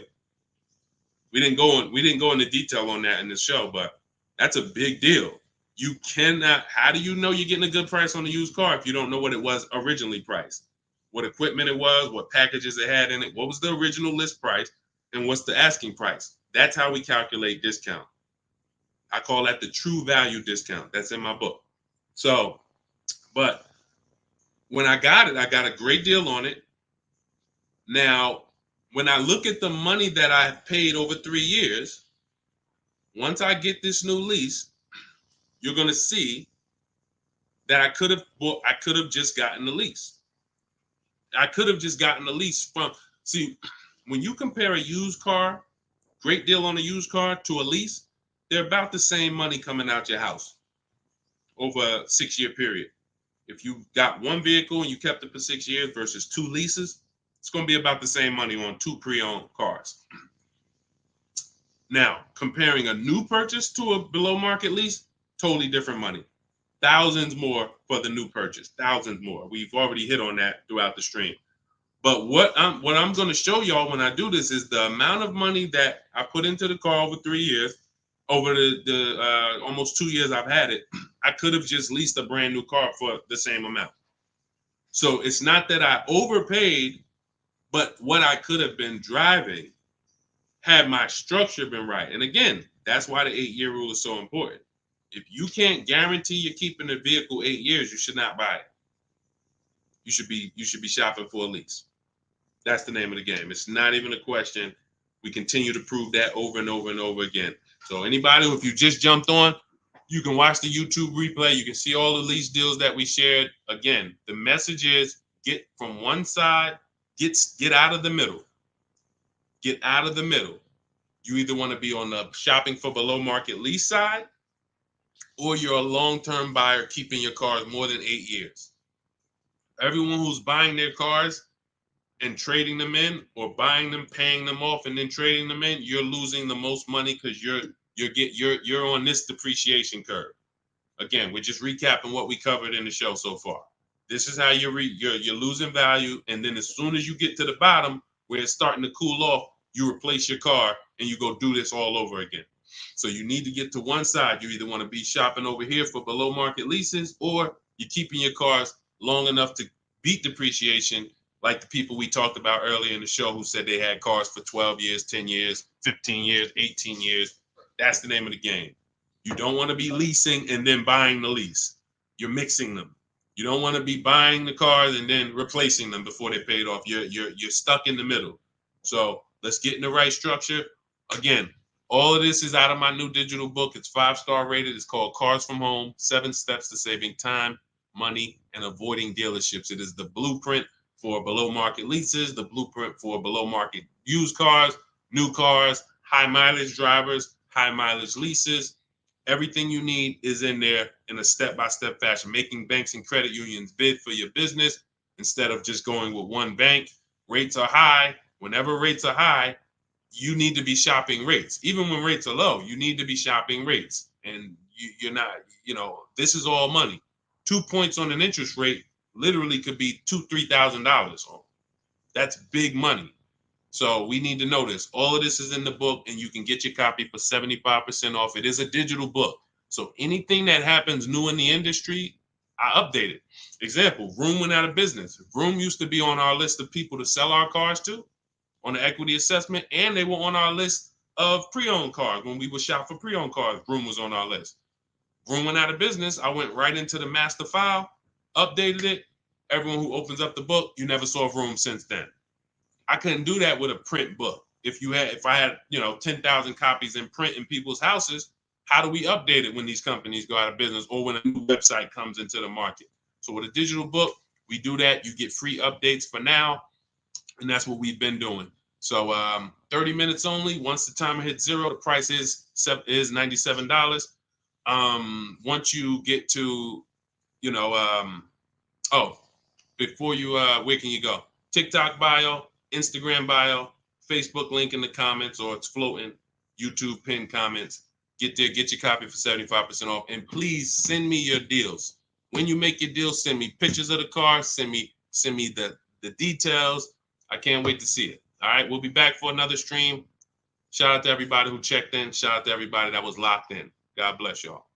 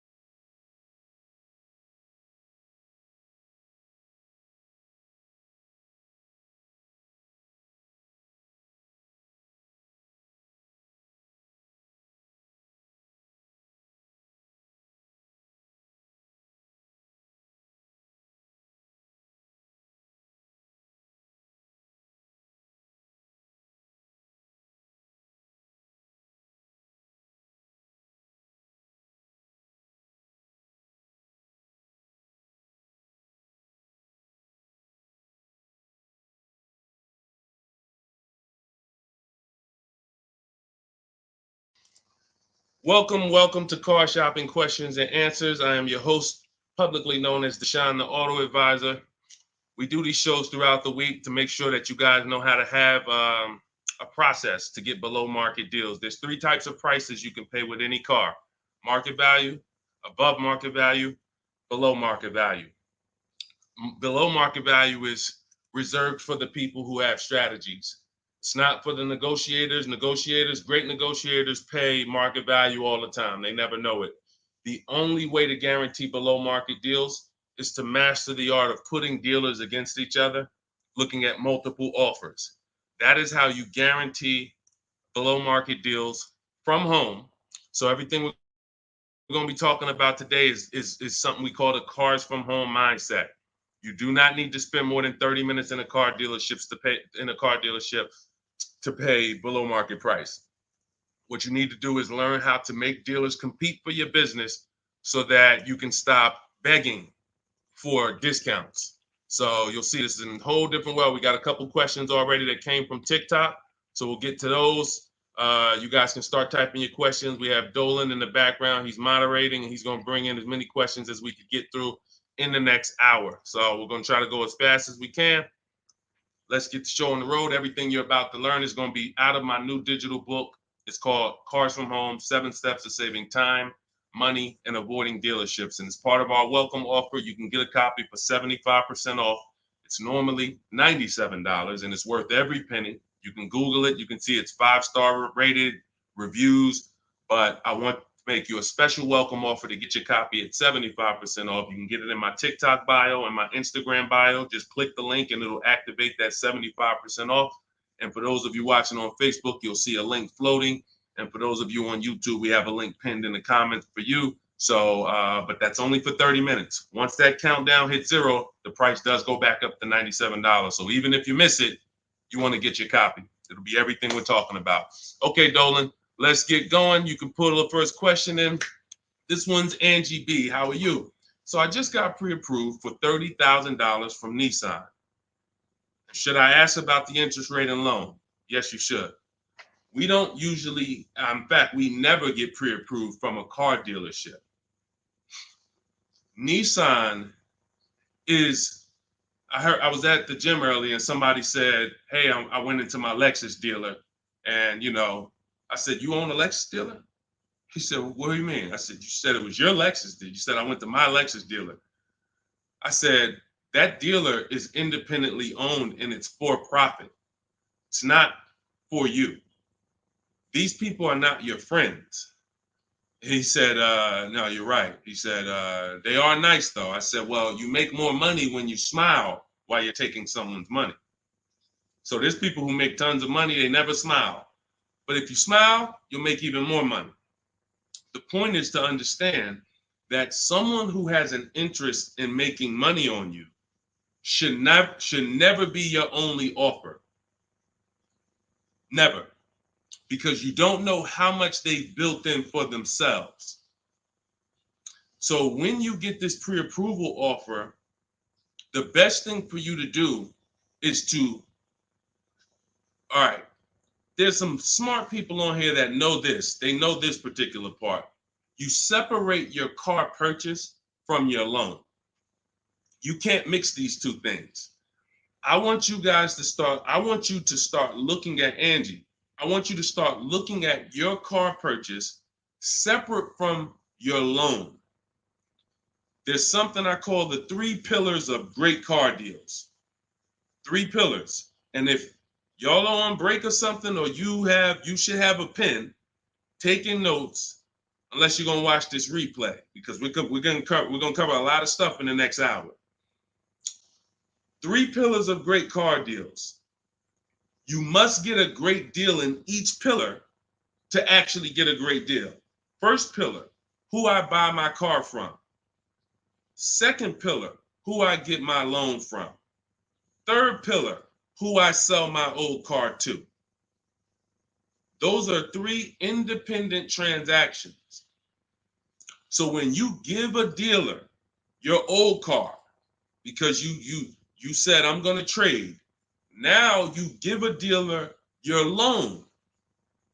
And you also buy a car from that dealer. You've given them 3 transactions. Each of those transactions has big money in it.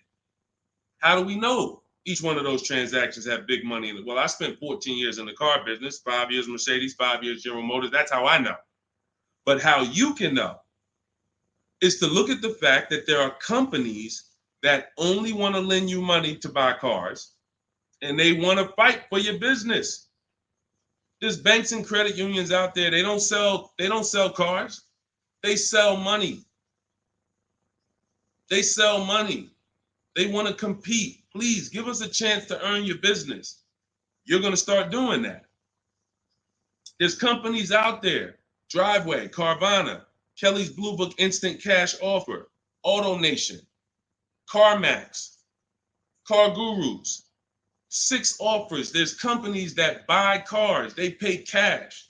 This isn't Facebook Marketplace. The only way we used to get more money for our old cars than we could get from a dealer is we had to sell it privately. Y'all remember that? Remember that? If you wanted to make 2,000 or 3,000 extra than the dealer was going to give you, you had to sell your car privately. These 6 companies that I just named are going to pay you more than any dealer is going to pay you to trade. So what you got to understand, academic weapon, and people like you who are asking these questions, you got to understand that there's 3 parts to a car transaction. The ones I just broke down, that's if you have a trade. But now, how do you make sure that you get a great deal in each one of the pillars? It's simple. Bids. It's simple. Bids. All you have to do is embrace that. As long as I get bids, it's impossible for me to overpay.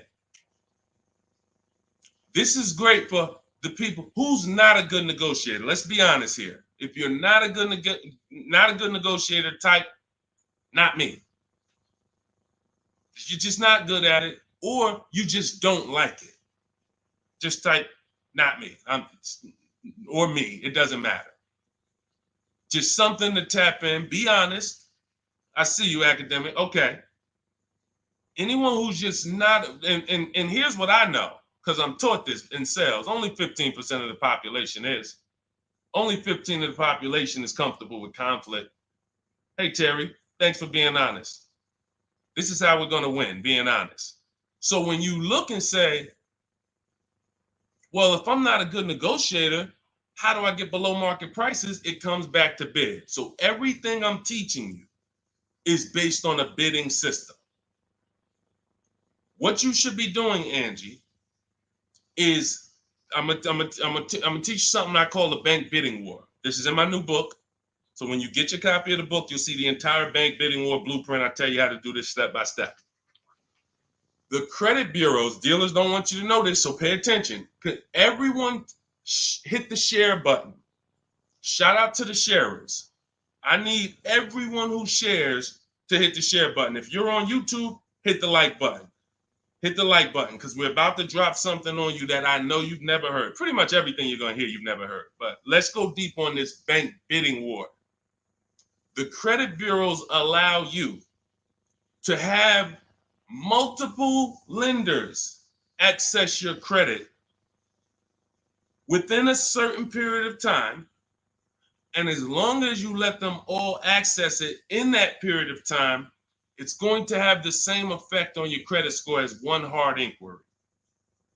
So if one hard inquiry on your credit would have lowered your score 9 points, you can have 20 and it'll lower your score the same 9 points. So obviously, if we could have one and we're going to take a 9-point hit, or we could have 20, what's better? With one person competing for our business or 20? So you cannot go into the dealers to do this. You can't say, well, I heard Deshone said I could go to this dealer and let them run my credit, and then the next day I could go to this dealer and let them run my credit. That's not how it works. You cannot do that. What you will do is you will make your deal for your car. First thing you're going to do, Angie, in the bank bidding war process is let's see, are there any special interest rates in the market? That's always step one. The bank bidding war is 3 rounds. Step one is, are there any special interest rates for the car I'm looking at? Are they running 0%? Are they running 1.9%? Anything that I know a bank or credit union can't beat at all. It's a subvented rate. It's like a rebate on a finance. It's the company saying we want to move a lot of these cars. Let's give the people low interest, no interest. Now, once I check that off, there's no special rates. Now we're moving to the next step, which is shopping for our car. Now, I have a tool in my book called the Perfect Budget Exercise. I created a calculator to do this because most of what you need to do when it comes to getting pre-approved is for budgeting. No different than buying a house. They tell you, hey, you're pre-approved for $400,000 at this interest rate and for a 30-year mortgage. Why do they do that? So you can budget. So the only purpose of a pre-approval is to budget. So the problem with these pre-approvals now is they're doing something where they're trying to get over on you. And they just see anytime the public starts to move in a certain way, here comes the scammers, here comes the wolves. Once the public started talking about pre-approvals, every bit of the conversation went there, but they don't want you to get pre-approved and shop competition. They want you to get pre-approved and locked into them. That is what you want to avoid. Anytime you see anyone trying to lock you into them, one dealer, lock me in. Hey, one dealer sent me this letter. Come get this car from us only. Lock me into them. Hey, you're pre-approved from this bank. Lock me into them. That's how you overpay. Because they don't want you shopping competition to find out that that offer from them is not the best offer. I don't care how good it sounds. It's not the best offer until we've seen 2 or 3 and 4 or 5 other offers. Then we realize, oh, that wasn't a good offer. So when they're doing these restricted pre-approvals, where first of all, they want to ding your credit with a hard pull. We don't like that. Second of all, they want to give you, they don't give you a rate, an interest, they give you a term, but there's an expiration date on it. Who's seen that?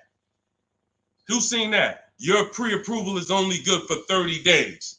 Now, you done already hit my credit with a hard pull. Now I'm out here shopping, and I'm shopping with my back against the wall, and I have pressure not from the dealer that I'm buying from. I got pressure from the bank that wants to loan me money. Hurry up and find a car. If you don't find a car in 30 days, you got to come back and we got to hit your credit again. So what are you going to do when you're out there shopping and looking and you know your pre-approval expires in 2 days? You mess around and take something that you wouldn't have taken if you didn't have that deadline.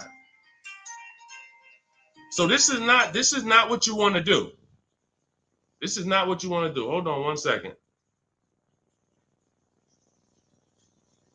Hold on. And I asked the people before when we did another stream, I said, hey, do you guys want me to do these quick skim over answers so we could get 20 questions answered in an hour, or do y'all want me to go deep on these subjects? And everybody said go deep on it. We like that. So that's the consensus. We don't do fluff answers here. This is car buying. This isn't, buying a pair of shoes. We go deep on answers. So we stay away from these because those were the games. These are the games these lenders are playing now. They don't want us shopping them. They don't want us shopping their competition. They're making a ton of money on interest, charging 7, 8, 9% interest, 10% interest to people who aren't shopping their competitors. We don't do that. What we're doing is we are going to, once we see that there's no special interest rate, we move into shopping for our vehicle. Now we're getting bids. Once we find the best offer on our vehicle, new car, used car, we lock it up with a deposit. We never take on the spot delivery. Type a $sign if you understand. Type a $sign if you've ever taken on the spot delivery from a car. You went in, signed the paperwork same day, took it home. Type a $sign if you've done that. We don't want to do that anymore. I'm going to tell you why. On a finance, you don't have an opportunity to shop rates. You got to shop rates. From now on, you will be shopping rates. You're going to have 5, 10, 15 lenders compete to see who's going to give me the best rate. Because if I pay 7% on a $30,000 loan, but I could have got 5.29%. That's probably $1,500. That's probably, and we never go back and refinance. We just end up with a higher rate than we could have gotten. We wonder, we hope, hey, dang, I wonder if I got the best rate. This is what's going to eliminate that. So you're going to put the deposit down. Hey, I'll call you tomorrow. I'm going to go shop my lenders. And here's what we do that no one is teaching. We always let the dealer see if they can beat the rate. We do not only strictly go with our lenders. We don't have enough lenders to do that. If we had 20, 30, 40, 50 lenders that we were shopping, we got like, I show you how to reach out to about 5 in my book, but the dealer might have another 12, 13, 15. So we want all of these people competing. That way we guarantee we got the best rate. So what I want you doing, Angie, is I want you to not focus on one dealer's offer, one Nissan offer. No, that means nothing. You want to learn to separate your transactions. We've talked about the 3 pillars. You're going to bid each one out. And the best part about bidding is you can do it all online. You can do it all from home. 90% of what I'm telling you, 90% of how we buy cars and the people you're going to see, I'll introduce you to over the next hour. You see a lot of people who've learned from me. It's from home. That's why my entire process is called Cars from Home. The book is called Cars from Home. It's a digital book. It'll be in your inbox in 5 minutes, but you got to get there before the 30-minute timer goes down to get you 75% off. It's normally a $97 book, worth every penny. But for the next 30 minutes, if you haven't visited yet, you can get your copy for 75% off. Go to my TikTok bio, the Instagram bio. Don't miss it. You can come back to the broadcast. We'll be here. YouTube, we have a comment pin for you. On Facebook, you guys can see the link floating. Get your 75% off. That way you have all of this stuff step by step for the rest of your life. And when things update, I update the book.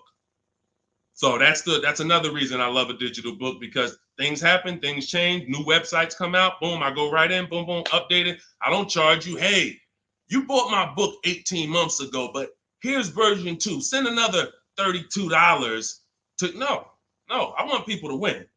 If you want to win, you're going to win with me. That's it. I'm not looking to nickel and dime people. That book should be $500, but at the end of the day, I want people to win. We want to make it accessible for everybody. Go ahead, Dolan, shoot the next one in. Skinner, good to see you, my man. Always checking in. Always good when I see you. What's going on? Let me get this book. Go ahead, Angie. Use it and win. Use it and win. All right. What's up, Yo? Good to see you. How can I get your people to help me out? I'm trying to purchase a vehicle in the next 2 weeks. We have a Shop with Deshone program. It's been out. I shop with people all around the country. So I always say, get in where you fit in. Some people are do-it-yourself people.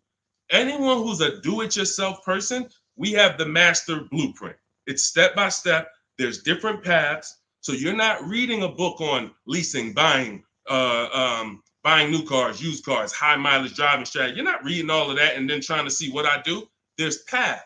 I basically have it like the warp zone. If y'all ever played Mario, if you're on a lease path, I have links in the book to keep you on the lease path. You're not reading used car stuff if you're leasing. It's going to confuse you. So, but that's do it yourself. That's the blueprint.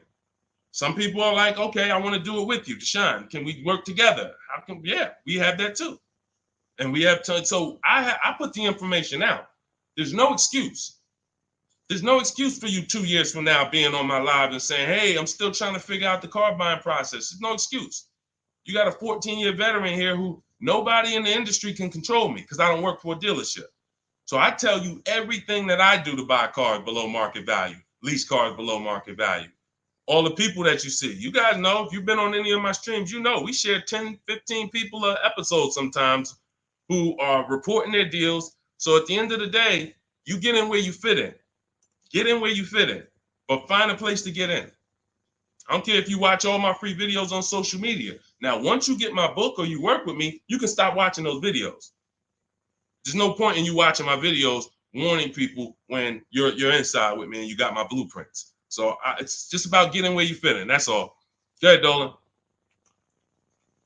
All that information was Shop with Deshone. That's all in my bio. That's all in, any of my bios too. So what are the 6 companies to sell your car to? Great question. Make notes.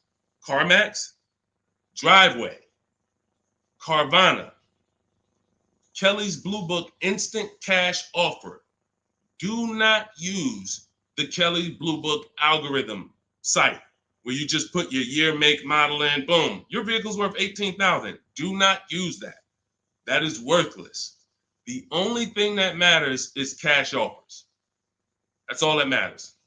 These are people who literally, they either send an inspector to see the car, or you go to a local spot, have the car inspected, they go and they cut you a check.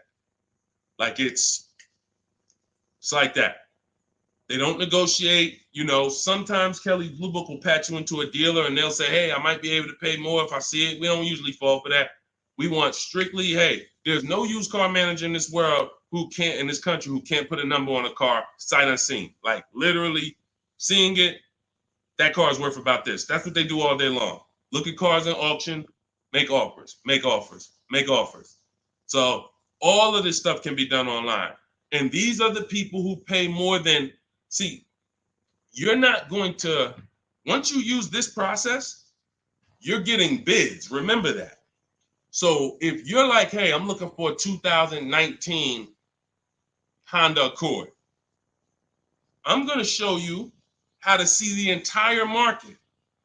Because the problem is, there's another guy at the gym, because people know me locally, a couple people know what I do, and they'll come up to me, hey, I'm looking at this car. I'm like, look, I don't do this.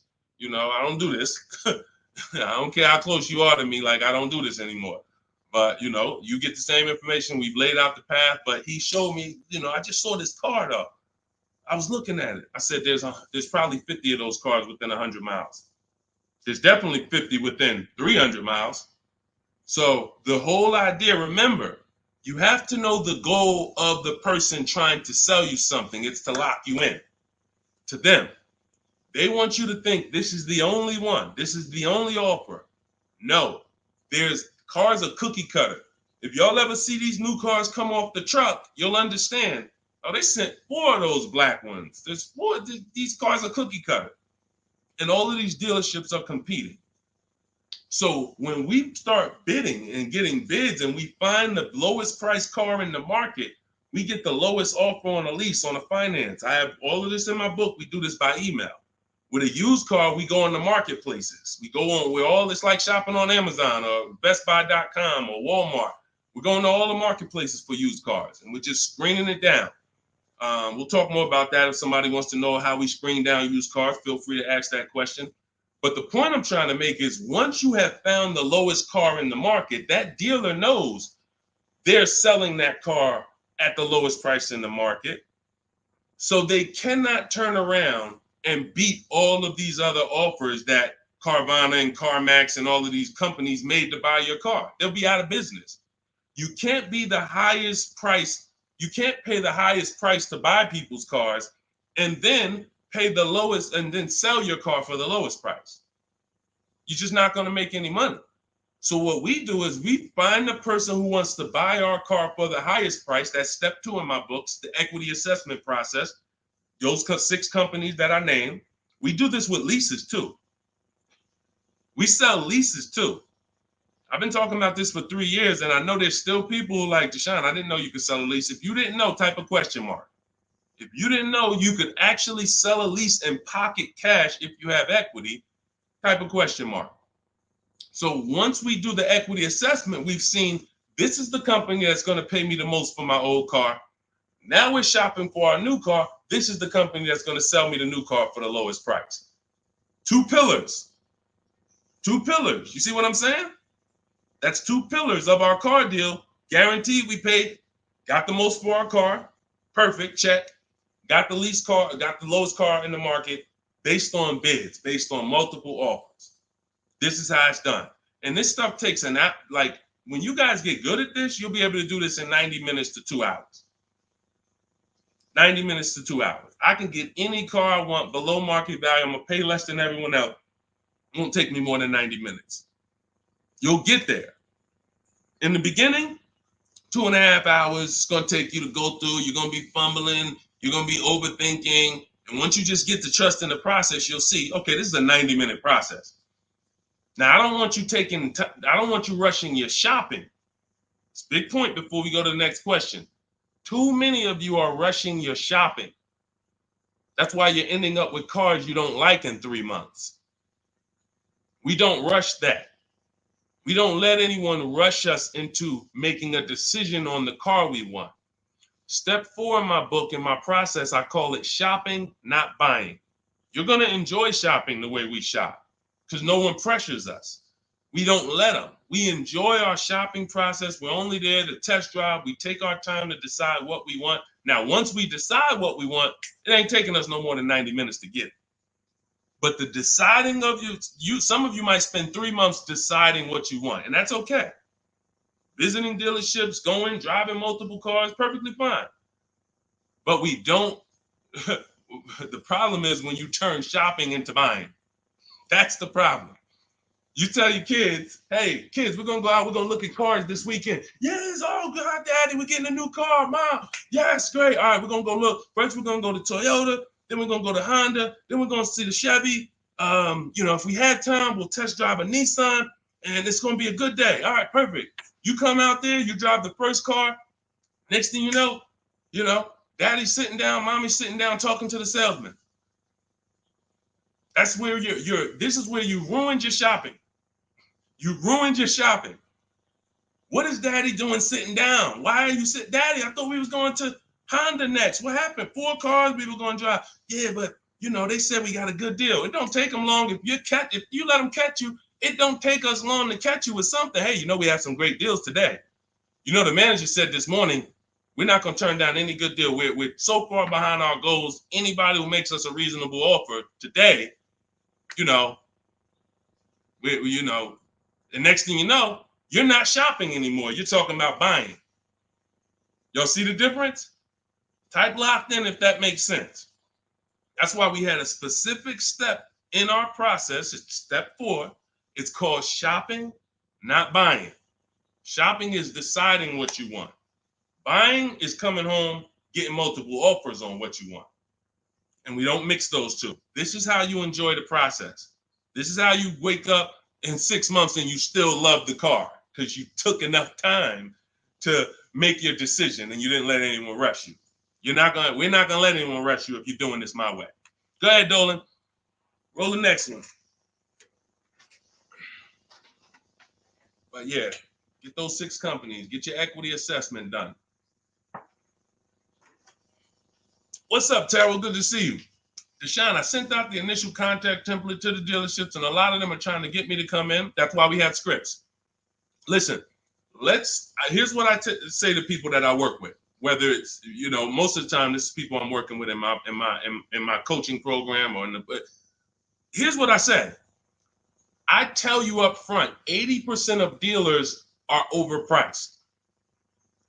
80% of dealers are here to make the process difficult because the more difficult they make the process, the more money they make. It's very simple. When you get my book, I have email scripts that reply to everything. For example, Terrell, when you open up the script for the initial replies, you'll see when they say, hey, when can you come in? We copy and paste. Actually, I'm going to be doing my entire process online. Do you have a car that I'm interested in? Do you have a match? Every script ends with a question. Whenever you are emailing a dealer, it should always end with a question. Somebody said, how much is the book? It's normally $97. If you go to my TikTok bio before the actual 30-minute timer gets to 0, you can get it for 75% off. So it'll be $24. So everyone who's visited that site already, if that timer started, it's going. So once it gets to 0, the price is $97. That's just our welcome offer for our new people. And you have a link in the YouTube comments as well as Facebook floating. You guys can see it. Instagram bio. Go activate your 75% off. It'll be in your inbox in a minute. But that's the whole thing. So let me read the rest of your question to see if it was something different. And a lot of them are trying to get me to come in and talk to them and test drive. What to do next? Resend another template. Well, there you go. No, you don't resend another template. We actually use the scripts. See, the reason why I know everything they're going to say is because those are templates too. When you guys get these emails, who gets the emails from dealerships? Hey, Jane, we love your 2016 Kia Sorento. We have a customer looking for that. My used car manager just said he needs that vehicle. Who's gotten that? Who's gotten those emails? Type me.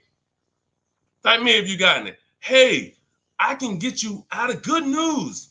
We looked at your 2021 Honda, and turns out we can get you in a new one for around the same price. When can you come in? Or when can we have a conversation? Right? Thank you, Dion Skinner. Okay, look, how do we know? How do I know you all are getting those? Because we sent them from the dealership. We sent them from the dealership. Listen, if you're not tagging your best friend into this broadcast, you're being a little selfish because your best friend's out there right now and they need a car and they about to go and overpay. So tag your best friend into this. Hit the share button and share with your best friend. This is what happens. Those are all templates. There's a software we would use, Mastermind, Momentum. What it does is it just searches the whole database and it sends out templates to these people. If we send out 1,000 emails, 100 are going to reply. It's going to lead to this many appointments. Those are all templates. That's not custom stuff. Those letters aren't, oh, they took the time to send me a letter. So it was easy for me to prepare the counter scripts because I know everything they're going to say. When can you come in? Can we have a phone call? You know, it'd be a lot easier. All the stuff is there. That's why there's 3 different sets of scripts in my book. And there's no other book that does this. Quite honestly, there's never been a book that I've seen that actually has links to videos, actually has links to documents with scripts that you copy and paste. That's what I said. When I tell you the book should be $500, it should be. And then it would be, I'm only going to sell it to the people who really, really value their money. And they would. And they'd be like, Deshone, this was an expensive book, but I tell you what, this book saved me more money than probably any book I ever bought. But again, that's not God's plan. God said, listen, make it affordable, son. The people who are going to get it, they don't have no excuse. They have no excuse now. If the book was $500, you could, man, I really would get the book, but I don't want to lose $500. Book's $24 if you get there before the timer. So the point is, Terrell, use the scripts, follow the process, realize it's a new process for you, but everything's accounted for. Everything in the process is accounted for. Just use your scripts. Everything they say, copy and paste, and keep the conversation moving on your terms. And don't try to turn an 80% dealer to a 20% dealer. They're not going to be that. They're doing what they're supposed to do. Let them eliminate themselves. Usually, if a dealer's going to make it hard, there's a reason. God, we use a strategy for leases and new cars called the 25 to 5. We connect with 25 dealers online in 20 minutes. Then we send this initial contact template that Terrell sent. That's going to give us 25 dealers' inventories we're shopping from. So we never have to worry about, hey, you know, I don't really have that car, but maybe I could get it. You're shopping with one dealer, you're shopping from one inventory. Whatever they got, that's all we got. No, we're shopping from 25 dealers' inventory. So now out of the 25, we're looking to get 5 to 7 quotes, 5 to 7 offers. You're going to see they're going to be $150 a month to $200 a month apart, minimum. That's just how it is. And that's when you prove to yourself, holy crap, I see how different these dealers are. It's not close. It's not like, hey, I got 5 offers. This one was $605. This one was $590. This one was $580. This one was $570. Heck no. This one was $620. This one was $550. This one was $475. This one was $450. That's how far apart they are. The 80% make big money, big, huge commissions. Like, it ain't like, so the 20% are the people who we want to find and do business with. These are the people that compete. They want to beat their competition. We find them and we buy from them. Great question. Thank you, Terrell. Good to see you. Next question, Dolan. Oh, man, good question. And that's very common. Again, very common. It's a new process. All right, I said that's the same question. Same question, Dolan.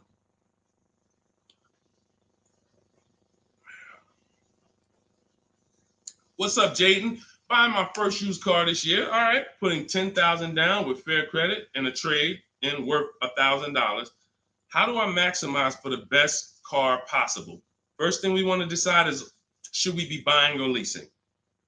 This is very important. Now, I know many of you were taught on here, never lease a car. That advice is costing you thousands and thousands of dollars. And we'll go deep on that because I can't make a statement like that without going deep on this.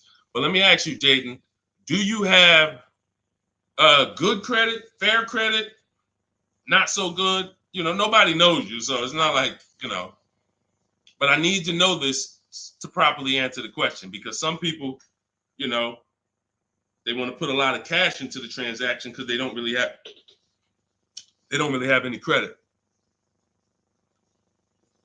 Let me know. I'm looking for your comment. Listen, you got to stay close to your keyboard. All of you who are asking questions, I want you to stay close to the keyboard. Dolan's pulling the questions in, and I want you to stay close, because I might ask you a follow-up question that I need to actually, be able to answer it. So let me just assume. All right, let's just assume you have fair credit. Hang on one second. Let's assume you have fair credit. All right. Hang on. Okay. So let me tell you an outcome that's very common. And you could decide, this is all of you who have a child who's going to be getting a car, or you're going to be getting your first car. Like, listen up to this. We go wrong buying people their first car a lot of times, because typically when you buy a car, what's happening is you have to pay for the whole car. Some of you know every $5,000 on a car loan is about $100 per month. So when you look at and lock that into your head, every $5,000 is about $100 per month. So when you see a $5,000 car, $10,000 car, you should think $200 a month. When you see $15,000, you should think $300 a month. These are safe parameters for you to make sure you're not overcharged. You have to be able to understand a $50,000 car isn't going to be $500 a month to buy. It's going to start out around $1,000. So we need to know these things, because you can manipulate loans to make payments lower, and that's how you end up in a 9-year loan, because you went in saying, hey, could you get that car to 700? That car's nowhere near 700 with a good loan. 5 years, 6 years is the longest we go. I have a rule in my book called the Rule of 72 and the 10th birthday. 72 months is the max loan we take, and the car should be paid off by its 10th birthday to avoid problems. So by the time a car turns 11, car should be paid off, so that way you could actually put money to the side for maintenance. These are all boundaries that we haven't had, that if you follow them, you're going to have a lot better experiences. So if you don't have the credit to lease, then I would say, okay, get yourself an inexpensive car, try to get a small loan. You know what? The first question is, how many years are you going to keep the next car? That's the first question. That is the first question. When you open up my book, the first question, if you and I were talking on the phone, Jaden, the first question I would ask you before credit, before anything, Jaden, how many years are you going to keep the car? Now, if you say to me, Deshone, I'm definitely keeping the car 9-10 years. I don't need a car every couple years at all. I'll keep a car a decade. Perfect. Forget about leasing. In my book, first step is, how many years are you keeping the next car? I want y'all to answer that. Everyone who's shopping, everyone who will be shopping, you're shopping now, or you're going to be shopping soon in the next 6 months, a year. I want you to answer the question. How many years are you keeping the next car? Guaranteed. Guaranteed. Because everything else comes after that. When you're going to keep it 8-9 years, I'm going to show you the steps you need to make sure you get a car that will last 8-9 years. Plenty of people say, oh, I wanted to keep the car a long time, but you didn't take the steps to make sure you got a car that would last that long. So everything comes from this question first. How many years are you keeping the next car? So now, Jaden, let's say you say to me 8-9 years. Perfect. So now what we're going to do, we're going to the purchase path. Not thinking about leasing. New car, used car, based on budget. Based on budget. Now you said you have a trade-in worth $1,000. I'm guessing it's an older car, so you can still put it through the equity assessment. But if you're saying it's worth $1,000, who told you that? See what I'm saying? See, the highest offer for your car is what it's worth. I want y'all to get into the habit of getting offers so that you know exactly what your car is worth, not letting one person tell you what your car is worth. So now let's just say, for example, your car is worth $1,000. Now we're looking at, well, do we get a new car or pre-owned car? And if we get a pre-owned car, here's how we determine new car versus pre-owned car. Budget is one. Now let's say you could afford both. I could afford a new, I could afford a new pre-owned. Which one? Well, it's based on values. Some people, you only get a new car every 10 years. You're like, hey, I want to get me a new car. Because at the end of the day, over a 10-year period, the amount you pay for the new car, you'll get some of it back on the back end. And some people are like, I want to get a new car every decade. I want to treat myself. I could afford both. Some people are like, hey, I can afford both, but I'd rather knock 30% off. I don't need the latest one. I'd rather knock 30, 40% off what the price would be. It's just different values. There's no right or wrong there. In my book, I teach you both of those things. When you get to that step, that's how I help you make a decision. So sounds like, I would need more information. That's why I'm asking you, because I don't teach a one size fits all thing.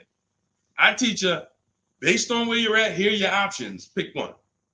Now, when it comes to buying versus leasing, oh yeah, one size fits all. Anybody on here who is not keeping their cars 8 years and you're buying them, you're losing thousands of dollars. You're just losing thousands of dollars. You can't compare. Like, look at somebody like Safrina. I use Safrina's deal. Oh, that's Teddy. Look at Teddy. That's a luxury car. Let's take a luxury car. Teddy got a $73,000 BMW. $73,000 BMW. He's paying $856 a month. He's not keeping it 8 years. He knows the 8-year rule.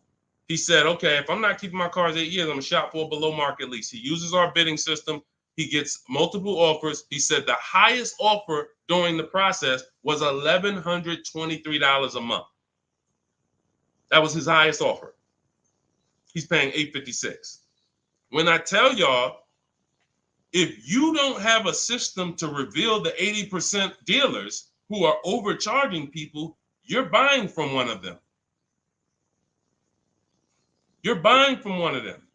They do business. It's not like these guys are going out of business. You're buying from one of them.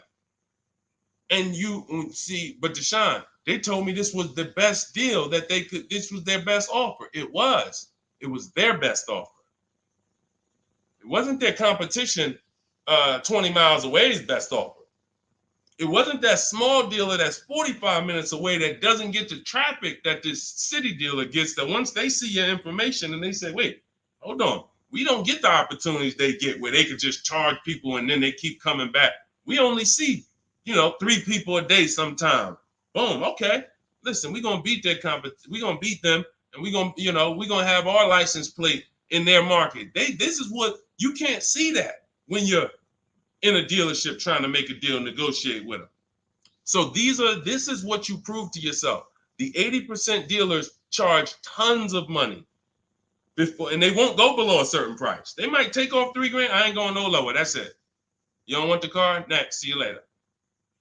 Listen, sorry, I'm not selling the car for less than that. They have a minimum threshold, a maximum amount. We ain't taking less than this for our car. Their competition, they'll go 3,000 less than that. Got to get them. So now let's go back to the leasing versus buying scene.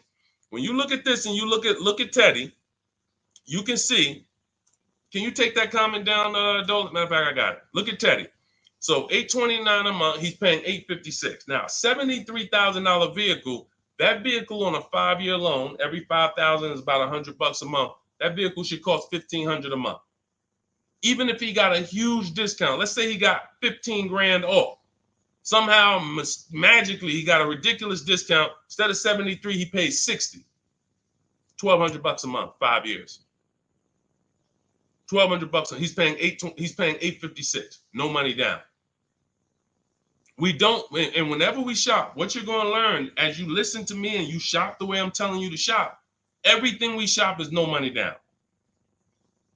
We might put money down later, but we only put money down after we guarantee we got the best deal. All right. Let me echo that. You only put money down after you guarantee you got the best deal. What does that mean? You paid the best price for the car. You found the dealer that's going to sell you the car for the lowest price. You found the bank that's going to get you the lowest money. You did this from home using online tools. If you're doing it manually, you call around. I don't care if you call around. It's harder than my way because, but you want to call around and try to get multiple offers from dealers. The point is, once you find the best offer, now we can put money down if I want to lower my payment.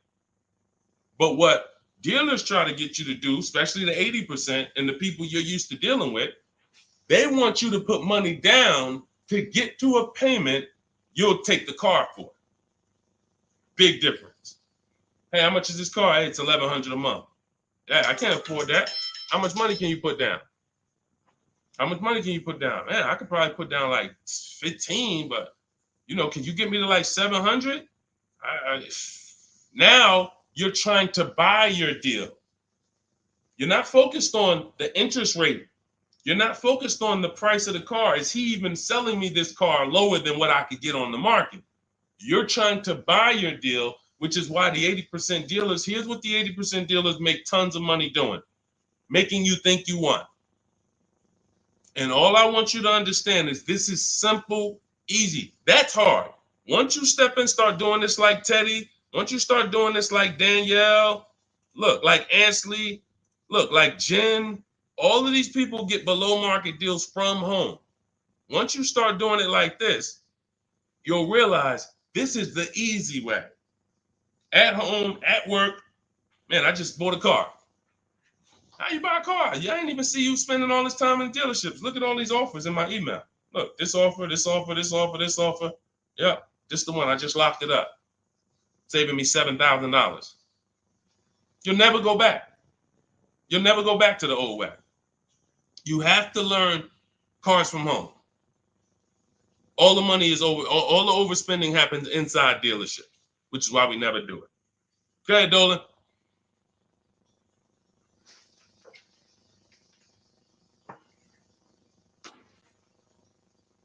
Let's go, Dolan. Keep them queued up, bro. Let's go. To Cali, good to see you. Should you put a down payment on a car? Well, that's just what we were just talking about. What we were just talking about was, all right, let's talk down payments on leases. First of all, you got to realize something about a lease. Whenever you put a down payment down, if the vehicle's stolen and they don't find it, or if it's totaled, you don't get the money back. I'm not a fan of putting huge money down on leases, but unless you do one thing, you assess, well, two things technically. There's only two ways to lose your down payment. Car's stolen and they don't find it, or it gets totaled. So here's what you ask yourself. How many cars have you had stolen in your life? Some of you are going to be like, man, 3. I wouldn't be putting down payments on leases. Some of you like, Deshone, I never had a car stolen. Thank God. All right. You can check. You can check. Now, second question. The vehicle you're buying, what's the chances if you get into an accident, it can get totaled? You're buying a huge Jeep.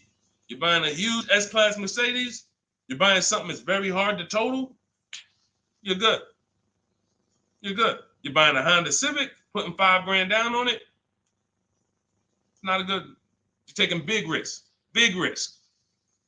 So that's how we assess leasing. But here's the thing. This is how we shop for our leases. This is all in my digital book. We shop for our leases with only first month's payment down. That's really no down payment because when you lease, you give them your first payment, then you drive off. And when so that's how you do it. So first month's payment out of pocket, 12,000 miles per year. And we put taxes and fees in the payment. That's it. That's it. We get all our offers that way. The dealer's going to give you the offer based on how you told them to give it to you. If you told them, hey, just work me a lease out, They're gonna work you out a random lease, $3 grand down, boom. When you see these commercials, these are not deals. Listen, you cannot never judge. I told y'all at the beginning of the stream, it's 3 prices you can pay for every car: market value, above market value, below market value. Those are the 3 prices. Below market price is the people who got skills. That's the stuff we're talking about here. Below market comes from bidding. When you look at these offers, look at these commercials. Look at. Let me show you a deal. Look, Ansley just got a 2024 Infiniti QX Lux. MSRP is $58,000, $58,490 to be exact. Said I'm only paying $554 a month with my first payment down only, right under 1%. Now, some of you, if you're savvy, you've heard of the lease 1% rule. That's been around for probably 30 years. I created the 1.5% rule because people were overpaying for leases. People knew, the savvy people knew the 1% rule. They knew this is great value. This is a steal. You get a lease under 1%, no money down, you stole a vehicle.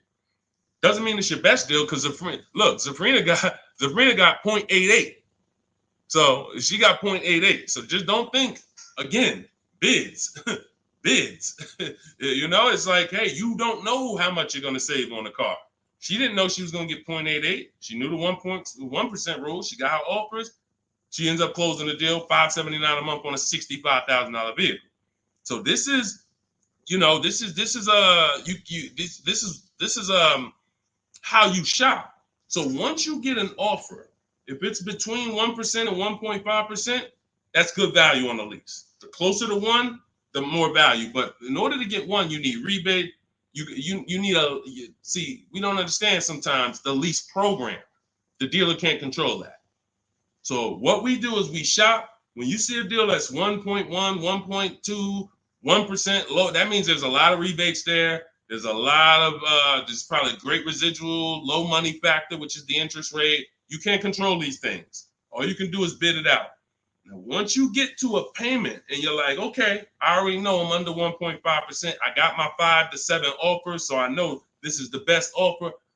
But I want to drop my payment probably another $50. Now you put money down. You see what I'm saying? Type $signs if you got that.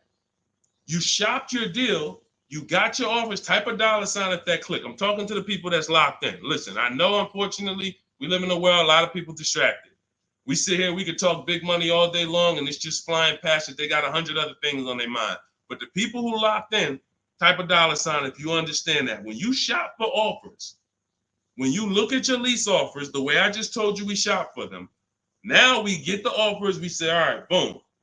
This is the best one out of 5 to 7 dealers I got. Let me now lower my payment. First of all, if you can afford that payment, just take the deal. Much better, put no money into the deal. That way, if God forbid it's total, boom, I come back, I do it again, ain't no problem. I didn't put no money into the car. But if you look and say, I want to lower my payment like $100 a month. First thing you do is assess what I told you a couple minutes ago. How many cars have I had stolen? The lower, the better. If it's one time, okay, chance of this car getting stolen, slim to none. All right, how easy is this car to total? Now, it's a big vehicle. I'd have to get into a pretty bad once-in-a-lifetime accident for it to be totaled. Perfect. All right, you can throw $2,000 down. You can throw $3,000 down to lower the payment more. That's how you use down payment money. You never use down payment money to buy your deal. You must have the deal before you apply the down payment. You must have the lowest interest rate before you get the down payment. You must have the dealer who's selling you that car lower than anyone else before you apply the money down. That's when you know you have a deal and your down payment isn't being taken and used as profit.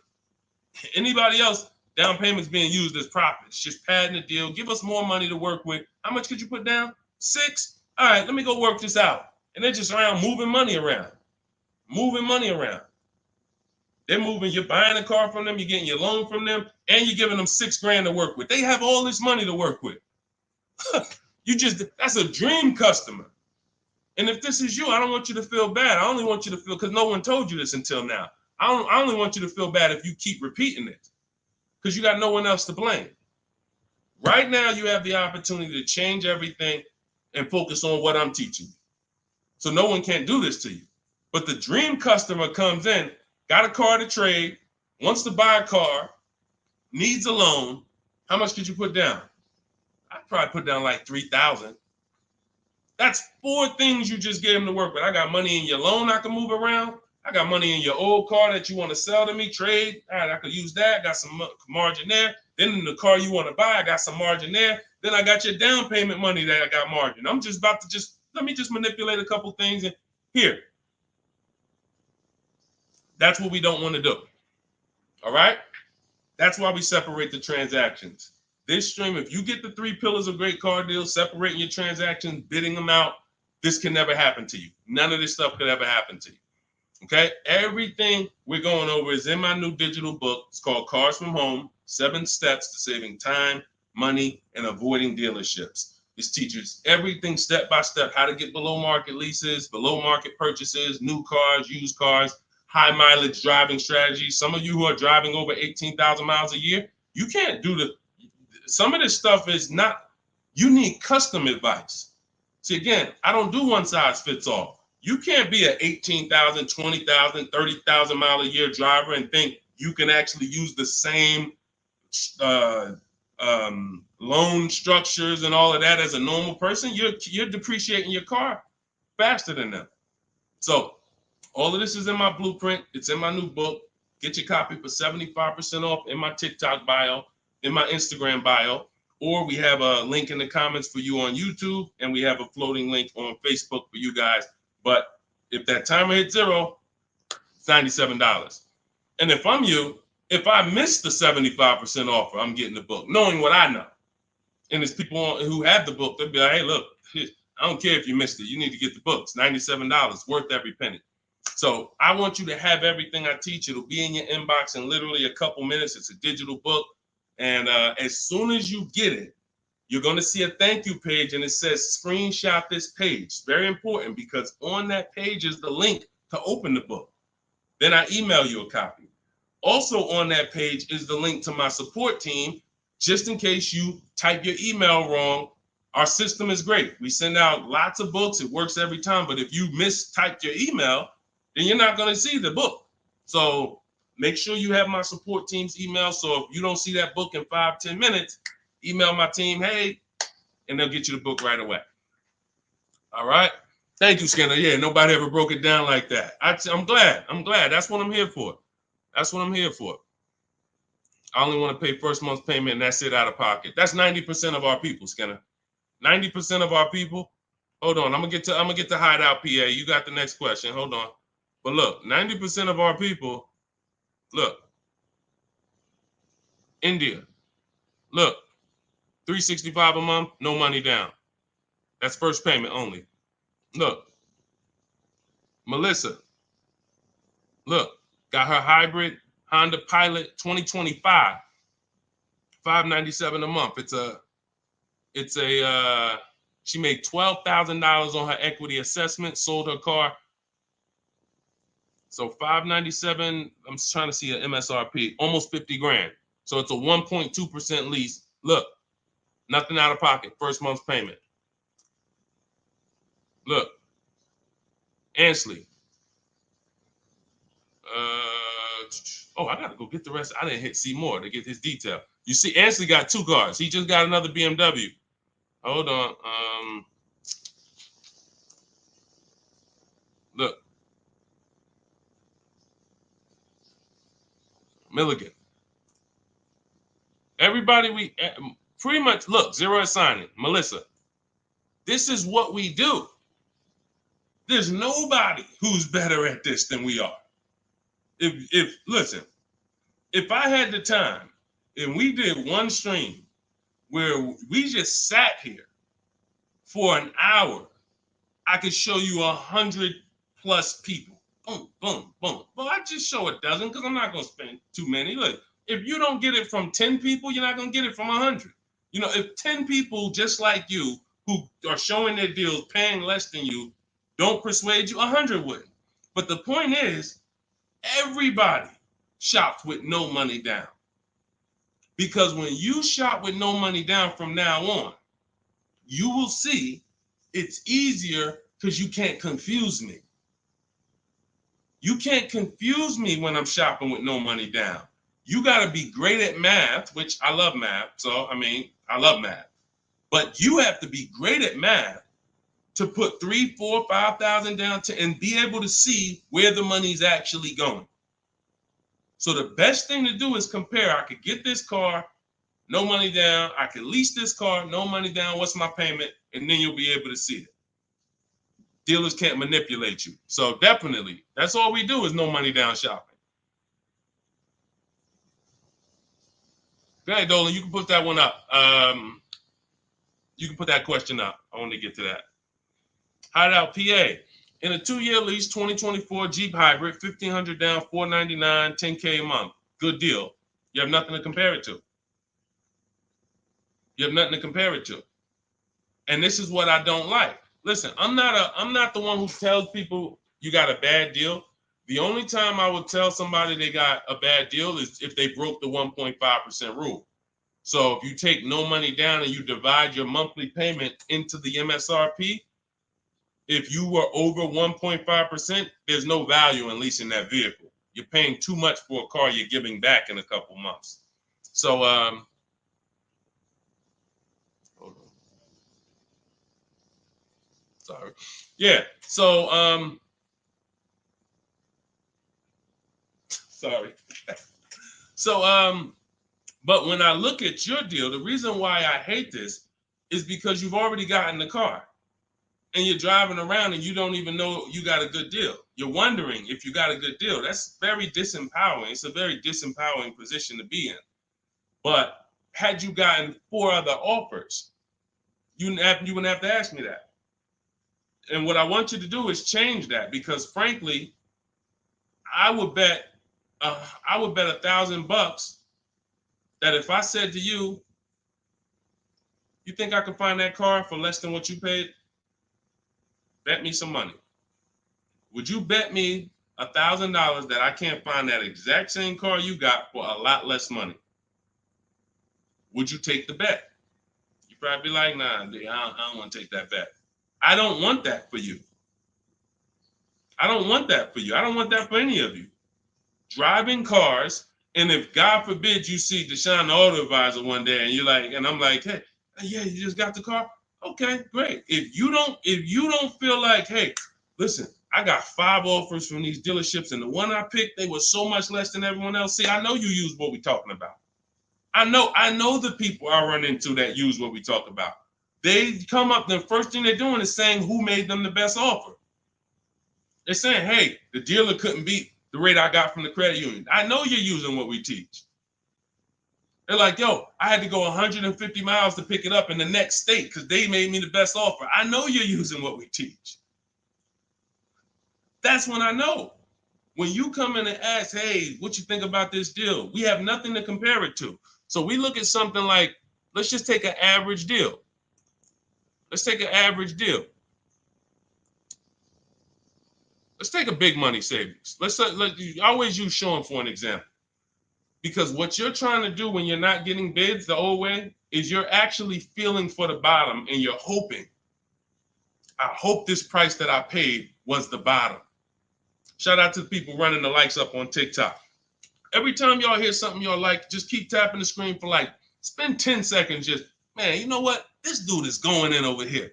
Just spend 10 seconds. Every time you hear something you like, tapping the screen. Shout out to y'all running the likes up. But when you look at, hey, look, I lost my train of thought.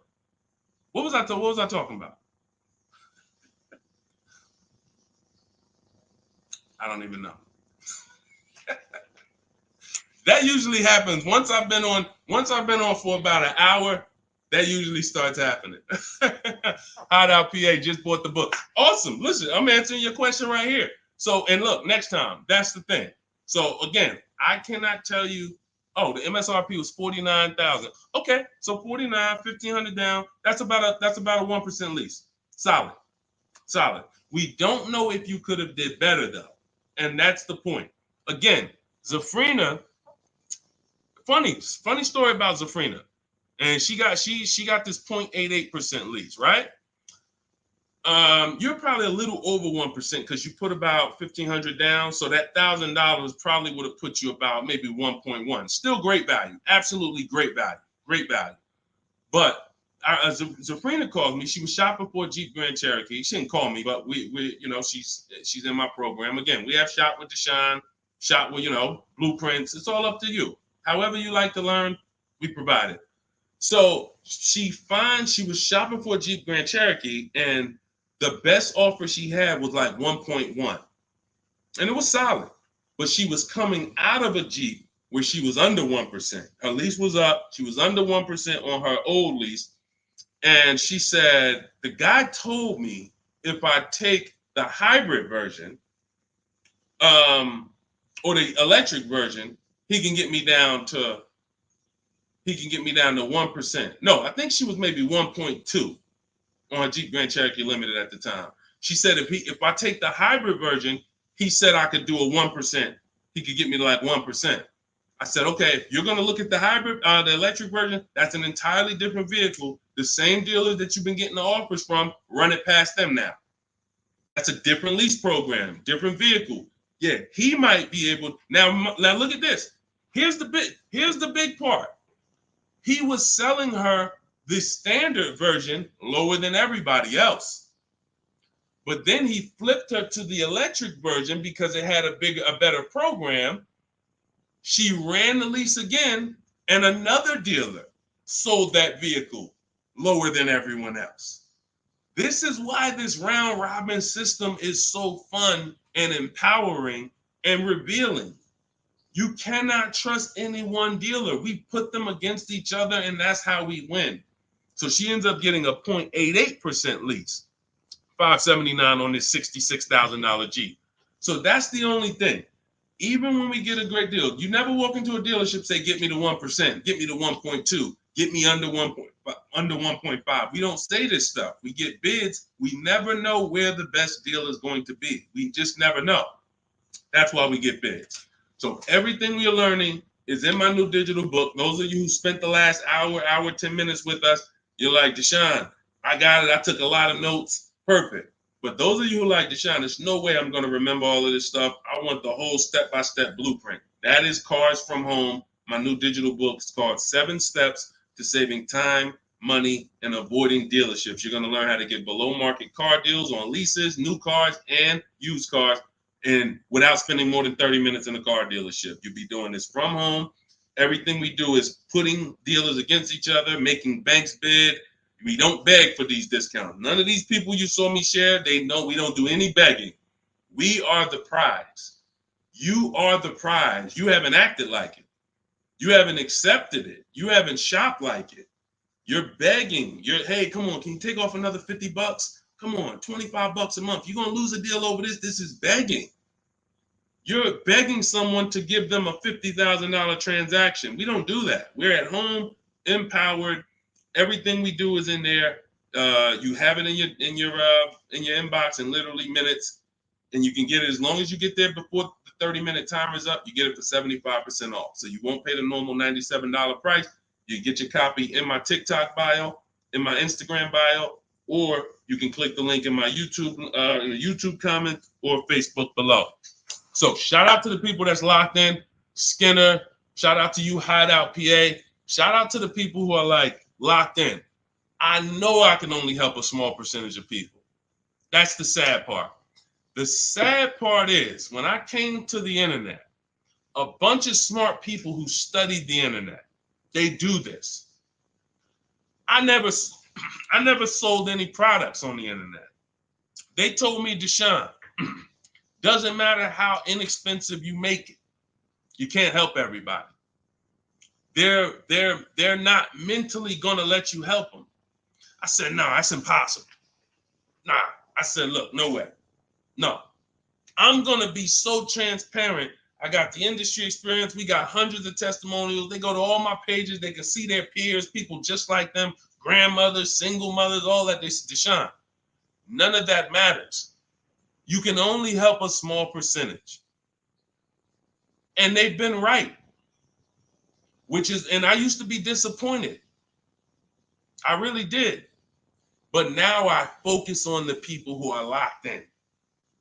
Whatever God gave me, whoever God assigned to me, I'm focused on you. That's it. So I'm here to make sure Hideout PA wins. She got the book. I'm here to make sure that Skinner wins. I'm here. Anybody who locked in, hey, Deshone got the book. You talking to me. I'm the 10%. I'm the 20%, whatever percentage it is. But the rest of you, you got to evaluate yourself because you're going into a very expensive purchase that is the second most expensive purchase you're ever going to make. And you're going in to deal with sharks. Like you really live that. Like you're really ready for that. I spend more time warning you of what the inside is like because I've been in the inside. I can go back to sell cars if I wasn't running a company to educate you guys. I can make $200,000, $300,000, $400,000 a year selling cars. This is not hard for me, but I know what it's like. I know who sits next to me. I know it's people who, when you sit down next to them, your head's coming off and you're going to leave with a smile. It's an art. It's a science to making a customer leave with a smile. We got people who pay $200 more per month than they could have got, but they leave smiling. Don't let them run into their neighbor, though, that's got the same car and got a better deal. $200 less. Wait, you got the same car? What happened? They knew something you didn't know. So that's my warning. Shout out to the people that's locked in. Get your book for 75% off. Make sure you screenshot the thank you page. The book is right on the thank you page. As soon as you pay, you can download it, add it to your inbox, and just use it and win. And make sure you email me your success stories. All right. I'll see y'all in the next stream. God bless you.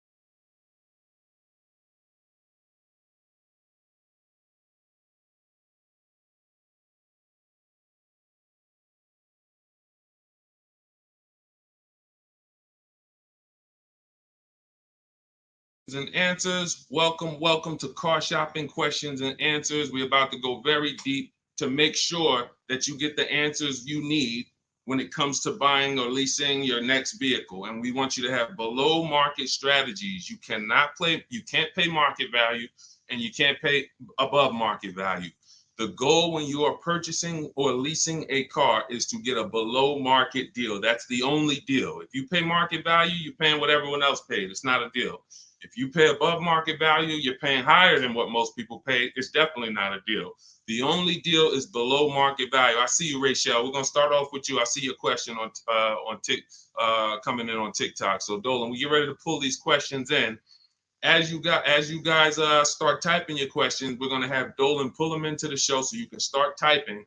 And I want you to know that everything you're gonna learn over this next hour is out of my new digital book. It's called Cars from Home. 7 Steps to Saving Time, Money, and Avoiding Dealerships. I wrote this book. I put 14 years of industry experience in the car business, working with dealers, working inside Mercedes-Benz, inside General Motors, and I created a 7-step process for you to get below market leases, below market finance deals, below market loans, below market cash purchases, below market used cars, and I have high mileage strategies in there for those of you who drive over 15 or 18,000 miles a year. It's all in there step by step, and you can get your copy for 75% off as part of our book launch offer. You can click the link that's floating on Facebook. You can click the link below on YouTube. We have a comment pin for you. And inside my TikTok and Instagram bios, you guys have a 75% off link for 30 minutes. Once that timer goes to 0, the price does go back up to $97. It's still worth it at $97, but I'd rather you save the 75% off the total price so you have even more value. So get your copy immediately. Don't let it go down to 0 before you get your copy, all right? Let's get started, Dolan, with the first question. Start typing your questions, guys. We're going to get through as many as we can in 1 hour. And as you come in, can you hit the like button? It does matter. It does activate the algorithm. It does let these platforms know that we need more people over here so we can help them protect their money. Okay, this question came from Rachel. what's the best time to get a car? I drive a 2014 and I own and I owe $18,000. What is the best advice you can give on trading a newer vehicle? It's under 18, it's under 100,000 miles. Okay, Rachel. So one of the things that the first sense I get is I don't like you still owing that much money on a car that's 10 years old already. I have a rule that I teach. It's called the rule of 72 and the 10th birthday. That means that you never want to take a loan longer than 72 months, but you also don't want a loan on a vehicle past its 10th birthday. And I'm going to tell you why. In 14 years in the car business, I've seen tons of people have things go wrong about the 10-year mark. Now, there's nothing wrong with things going wrong because that's why you have a car, so that you can put a little money into it, maintain it, and keep it driving for as long as possible. The problem is when you have a loan on that car, now what you're doing is you're repairing the car while you're making, hold on. I had to turn the Bluetooth off. Okay, so the problem is you're repairing that car while you're making payments on it. I call these the four expenses. The four expenses for a car are what you pay for it every month, if you have a loan, what you pay for gas, what you pay to repair it, and then what you pay to maintain it. Maintaining is oil changes, brake fluid changes, tire rotations, new tires. These are, replacing brakes. These are maintaining it. Repairing it is if something breaks on the car. And it's that I call that the fourth expense. That's what most people are not ready for. And what I see is if you have a loan past the 10th year, you're getting hit with you're getting hit with all four expenses. And if you've ever seen someone who has a luxury vehicle and they hate it, they usually are buying cars that are too old and taking loans that are too long on them. Because you'll see they hate the vehicle because BMW, you got your BMW, you go drop it off, they tell you, hey, you need brakes, that's maintenance. Then, hey, your navigation system or your electric system is messing up, that's $2,000. And then, you still had to put premium gas in the car, so you could leave out of there, it costs $5,000 in 1 month. And people be like, man, I hate this car. But the car is not the problem. The problem is you took a loan on a car that was too old, and you took a loan that was too long. That's why I created the rule of 72 and the 10th birthday. No loans longer than 72 months, and then your car needs to be paid off by the 10th birthday. Now, what happens if you look at the car you want and you can't afford that payment for 6 years? That means you can't afford that car. That doesn't mean stretch the loan out to 7 years or 8 years so that you can try to afford it. Right now, we could all go and we can look at a $700,000 house. Maybe most of us can't afford the mortgage on that, but if we stretch the mortgage out to 50 years, then maybe we can afford the mortgage on it. Doesn't mean it's a good financial decision. So if you're going to finance again, Rachel, I want you to keep that in mind. When you replace your current car, if you're going into another finance, which I don't recommend if you're not keeping this next car 8 years, because you're going to be in the same position again, you should be going into a below market lease. Then if you're keeping the car long term, then go to another finance and then make sure you're not buying too much car, taking out too many loans on it, and taking out too long of a loan. Use that as an affordability index. If I can't afford this car on a 6-year payment and I can't add up, here's how you do it. You look at the car, ask yourself, how old is it? If it's 6 years old, that means I got to take a 4-year loan. If it's 5 years old, that means I got to take a 5-year loan. It can't be greater than 10. You are taking way too much risk. And you're going to end up in this position where you're looking and you're like, how do I still have a car payment? Things starting to go wrong on this car. I'm nowhere close to paying it off. What did I do wrong? That's what you did wrong. Now, if you want to avoid this altogether and say, all right, what can I do in a different structure? You will be going into a lease. If you're shopping a below market lease, what that's going to do is make sure you can pay a low payment on a brand new car. It's always going to be under warranty, and you just keep doing that. You look like somebody who you're just used to having a car payment anyway. So you want to switch the way you make those car payments and start paying it into new cars versus these 10-year-old cars or 8-year-old cars that you're paying these payments into, and you're not getting much back in terms of return or quality or anything like that. So that's the first thing that I would concern myself with is, Rachel, how many years are you going to keep the next car? If it's 8 or more, then you purchase again. If it's less than 8, then Deshone, talk to me about a lease, because I'm not keeping this car at 8 years. I don't keep any car 8 years. All right? It's a great question. That's where we need to start out. Go ahead, Dolan. Shoot the next one up. Okay, this one is Love and okay, I don't want to even try to pronounce it, but you can see who you are. If I'm upside down, how can I trade or sell without having to pay the difference or getting a higher note? So now you're asking a question that, all right, so this person said, if I'm upside down, that means they owe more on the car than it's worth. How can they get out of that car and go into another car without paying the difference or having a higher note? So I'm going to give you the way it's possible, depending on your situation, and realizing that in my book, there is one person, there's two people actually, but really one main person who, it doesn't matter how good your credit is, you're not going home with a new car, because negative equity is, you have too much negative equity. So there are cases where doesn't matter. You come in with an 800 score. I call negative equity the bad credit for people with good credit, because it's the only time when I was in the dealership, people would walk in and they would say, okay, we look at a car and then we look at their current situation and the maximum amount they can pay. And then we look and say, hey, look, the bank's not going to approve this. You can't roll over 10 grand of negative equity to that $30,000 car and do no money down. So there are circumstances where you've dug yourself too deep, and the only thing that's going to do it if you don't have money is time and paying down the vehicle. So let's talk about if you're not in that situation. First thing I'm doing is I'm going to CarMax. I'm going to driveway.com. These are websites. This is because you notice what she said. If I trade or sell, that's very important, because some of you've been on the stream, we don't sell. I mean, we don't trade. We always sell our cars to cash buyers, that come, they write big checks, they pay more than dealers. So the first thing we're going to do is visit these cash buying websites: CarMax, Driveway, Carvana, KBB Instant Cash Offer, AutoNation, and Car Gurus. That's going to give you 6 independent offers. Now, once you get those 6 offers, that's going to tell you how much negative equity you have based on your payoff. You need to call your bank and ask them, how much is my payoff? That's the amount you owe. Don't look at your statement. Call your bank, make the phone call, and find out your payoff. Now, you look at what your payoff is, and you look at what your highest offer is. If your highest offer is the same as the payoff, you're break even. If your highest offer is 20, but your payoff is 15, that means you got 5,000 of equity.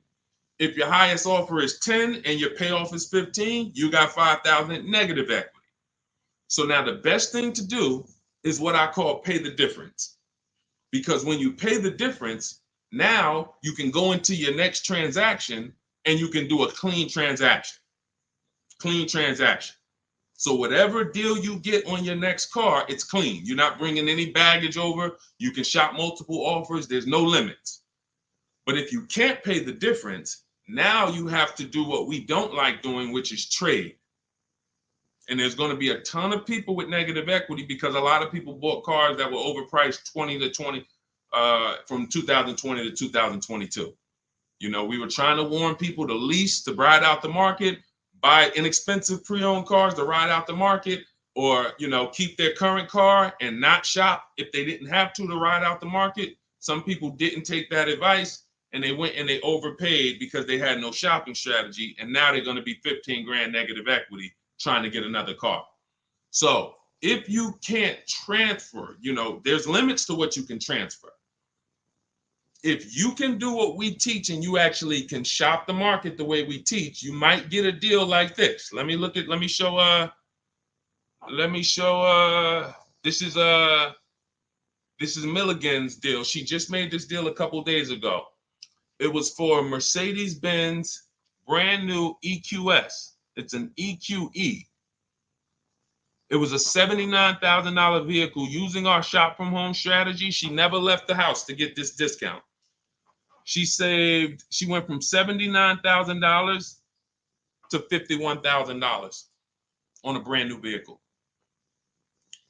And if you're on Instagram or if you're on YouTube, you guys can see this. So we can't share the entire versions on Facebook and on TikTok. But if you like, anybody who wants to see, okay, I want to see these things that Deshone is sharing, you can go right to our YouTube page, Deshone the Auto Advisor. And you go right to Instagram and you'll see the actual documents. This is her deal. She's posted up $79,000, $51,000. Why is this so important?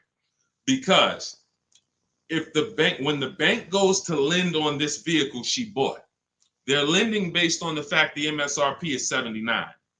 So the banks will usually lend up to 20% more of the MSRP if you have good credit.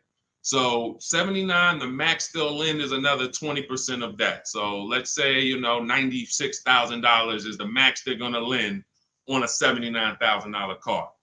So let's just say you have 15,000 negative equity. Now, you don't know how to shop. You don't get the same discounts we're getting. You don't have that same thing. You can't slap all of that negative equity on and your taxes and your fees because you're going to blow out the loan to value ratios. The bank's not going to approve it. But when you find a car that has specific rebate, and we don't know this, she didn't know she was going to save $25,000 off this vehicle. What is that? Almost $30,000 off this vehicle. She didn't know that. She just said, I like this vehicle. Deshone, I'm going to use these shopping strategies, same strategies you'll have in my book. It'll literally be in your inbox in minutes. Same strategies we've used to help people do this all around the country. Now, all right, I saved almost 30 grand. Now I can bring my negative equity of 15 grand over to this vehicle, bury it, and I'm okay. So it's very important. The more negative equity you have, you are targeting a vehicle, or you're trying to find a vehicle where you can get such a big discount, you can transfer that over, go from a non-quality vehicle usually to a quality vehicle, because you're already in a vehicle that's not worth what you owe. That's important to understand. You're already in a vehicle that's not worth what you owe. The key is to getting that into a vehicle you're going to enjoy, and at least a vehicle that is safe and quality, and preferably you're leasing. Because the great thing about transferring negative equity to a lease is once that lease is up in 3 years or 39 months, the negative equity is gone.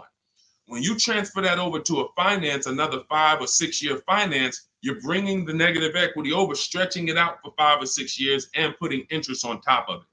That's why I don't ever recommend go from a finance negative equity deal to another finance negative equity deal, because you're usually a short-term person anyway. You should be leasing cars. So this is the strategies for getting out of negative equity. Now you can literally go into a dealer. See, watch this. That's a below market strategy for negative equity. What I just talked to you about is what the people who are actually financially wise do and think about. Now you could say, well, I'm just going to go into the dealer and say, hey, I want to get out of this car. Perfect. They'll transfer you out of that. They'll go in and say, all right, we got it. Here's your payment. We put you on a 4-year lease, or here's your payment. We got you in a 6-year, 7-year finance. But you'll never know the discount you're getting because you don't care. Your whole thing is, I don't really want to unlearn what I've been taught and programmed to do. But if you want to say, I want to make the best deal possible and I want to stop making these mistakes that's getting me into these bad deals, I've never had to come and deal with 5, 6 grand, 2 grand of negative equity. It's never happened to me. But there are people, you might be one of them, who every deal you make, it's a negative equity situation. It's a negative equity situation. That's because you haven't learned how to structure your deals correctly. And those are the things that I want you to unlearn so that you can have empowered car buying, be making deals you feel great about, posting your numbers just like Milligan did, and saying, hey, check out the deal I made. Not just check out the car I got, check out the deal that I made. Okay?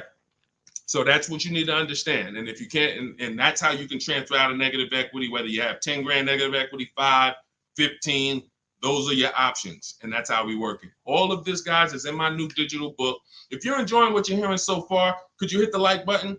Hit the like button if you're just enjoying what you're hearing so far. I see y'all are running the likes up on TikTok.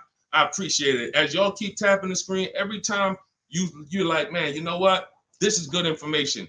Just hit the like button, start tapping the screen. It means a lot. And again, it shows these social media platforms that they need to get more people over here. Okay? So go ahead, Dolan, shoot the next question up. Keep typing your questions, y'all. We are going to try to get through as many as we can. I see you, Patrice Darden. I see you, Mr. Living Right. I see you, Letitia Cook. Good to see everybody tapping in. What's up, Mex? I see you, Kiki. We're live on 2 TikTok channels too. We're on 2 TikTok channels today. All right, now Roby asks, what's the fastest way to sell a lease? I'm over by 18,000 in miles and have 19 payments left. Okay, here's what I'm gonna give you. I'm gonna give you, this is, now, who has a lease right now that they're pacing to go over their mileage? They're pacing to go over their mileage. Who has a lease right now? You haven't gone over yet, but you're pacing because you're not over until the end of the lease. If you tell the leasing company you're going to drive 12,000 miles per year, then they want the car back with 36,000 miles on it. If you sign for 15,000 miles per year, then they want the car back with 45,000 miles in 3 years. You do a 20,000 mile a year lease. Some of you might have not known you can do high mileage leases. We talk about that all the time. It's only a couple dollars more when you get below market deals. If you're not keeping cars 8 years, the high mileage leases are some of the best things you could be doing. It's literally pennies on the dot, cents on the dollar compared to purchasing, and we never have negative equity, and we drive as much as we want in these new cars. If you're pacing, once you bring the car back, you could do 10,000 miles your first year, 20,000 miles your second year, 8,000 miles your third year, as long as the total at the end doesn't exceed what you told them you were going to spend, then you would be fine. So you're not over your miles, you're pacing to go over your miles. So here's what I'm going to give you, Nairobi, because this is a very, very complex thing when you don't have calculators. When you don't have tools, it's complex unless you're really good at math. But what I'm going to do is I'm going to put this comment on YouTube and Facebook. Now now in my book, I have calculators that I've invented. This is actual software that people who use my books and who have worked with me since 2021 have gotten to use. These are things that I looked around the industry and I saw things that people needed to know that didn't exist. So we had to actually build them out ourselves. And so that's why when you get my digital book, you have access to like 5 different custom calculators that we made that no one else uses. So one of them is this lease penalty calculator. Now, if you're pacing to go over your miles, here's what you got to understand. If you call a dealership, one of the biggest lies that they're going to tell you is, come on in, I'll take care of the mileage, or I'll take care of the penalties, or we'll get you out of the lease. Who's heard that before? Type me if you've heard that. Type me if you've ever spoken to a dealer, if you said, hey, I'm going over my miles, or hey, I'm thinking about, I want to get out early, and they said to you, no problem, come on in, we'll get you out of that. Don't worry about your old payments. Who's heard that? Who's heard that? Okay, type me. I told y'all, you got to stay by your keyboards when you're on these live streams. This is not, you're not watching somebody play video games where you could just be like, all right, yeah, let me just watch this person. Nah, this is active learning. This is stay by your keyboard because we dialogue with each other. All right, Latesha, I see you. Carol, yes, I see you. Harold Driver, yes, I see you. All right, so here's what happens. Those payments and that penalty that you drove over your miles, they don't get taken care of. They get rolled into your next deal. The only way lease payments disappear is if they have something called a payment waiver. And that's for loyalty in some cases. They don't say, hey, you got a Honda, you're buying a Toyota, we'll waive those old payments. They'll say, we'll take care of them. But what that means and what you need to know and what we know is that means I'm rolling them into your next car. So you're paying for that car in this new car. We don't like to make deals like that because it's baggage. It's baggage. So what we want to do is we want to find out if we're pacing to go over our mileage, does it make more sense for me to get, thank you, Tim. That's actually a good statement. Ain't nothing free. That's a good statement that a lot of people don't understand. When they say, hey, I'm throwing in these floor mats for you. Hey, I'm throwing in key protection. That means there's so much money in the deal that we have to actually, it's something called padding the deal. The finance manager and the team, they're trying to just pack. We got so much profit in this deal. We need to figure out how to allocate some of this so it's justified So when you hear them say that, oh, he threw in all this, he threw in all of this for me, that means you got a horrible deal. Sorry to tell you, but I got to give you the bad news first so that you understand. All right, it's smoke and mirrors, but I'm not gonna make these mistakes again. You have a whole billion-dollar industry that is really hell-bent on keeping you shopping the same way you've been shopping, because it keeps them on the Fortune 500 list. It keeps them publicly trading at a good profit. But our people and the people who listen to us, those of you who locked in, you're gonna be the ones that everybody else buying up here, but we buying down here. So let's get back to this point. So you want to see if I'm pacing to go over my mileage, does it make more sense for me to replace the car now? In which case, my payments would be due. If I stop my lease 3 months early, and in Nairobi's case, she has 19 payments left. If she was to go and stop her lease now, those 19 payments get billed out immediately. So if she walks into a dealer and says, hey, get me out of this car, they're going to try to either see, can they buy it, or do we make the payments and roll them over? What happens most of the time, and it's usually a better situation, guys, is you would use that lease penalty calculator, you put in how many miles you're driving per month, and it's going to tell you, if you go all the way to the end, this is how much your mileage penalty would be. I had somebody who I work with use that calculator. He found out the mileage penalty would be a little over $2,000. But if he got out now, his payment and mileage penalty would be $5,000. See, first thing we want to do when we find out we're going over mileage is, let me try to get out of this car. Oh, you don't realize that that's a bigger penalty you're paying, breaking the lease early, versus go to mileage, and then you find yourself a below market deal. You get yourself a deal like this. Get yourself a deal like this, because I told you I'm gonna be showing a lot more people. We had so many people get cars over the last couple of days.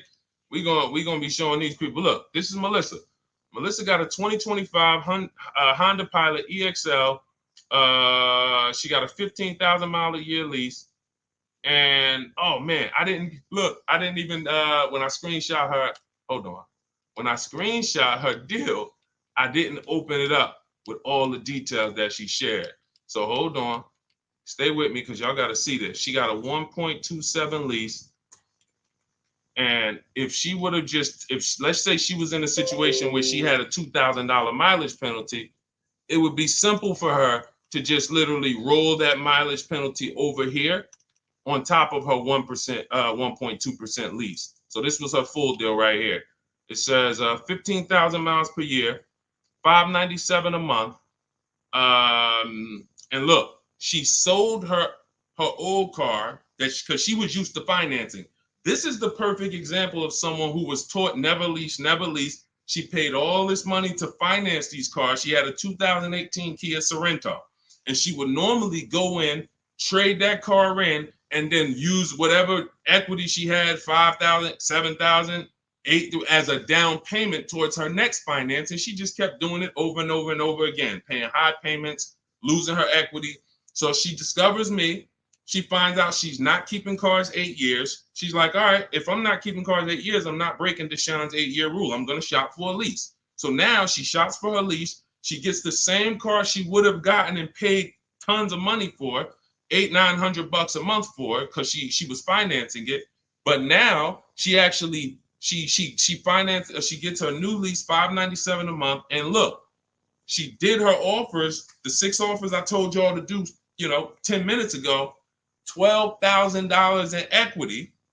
So she goes in, she gets the new car, no money down, $597, drives off in a brand new $50,000 vehicle. Then she gets a check and she puts it in her bank for $12,000.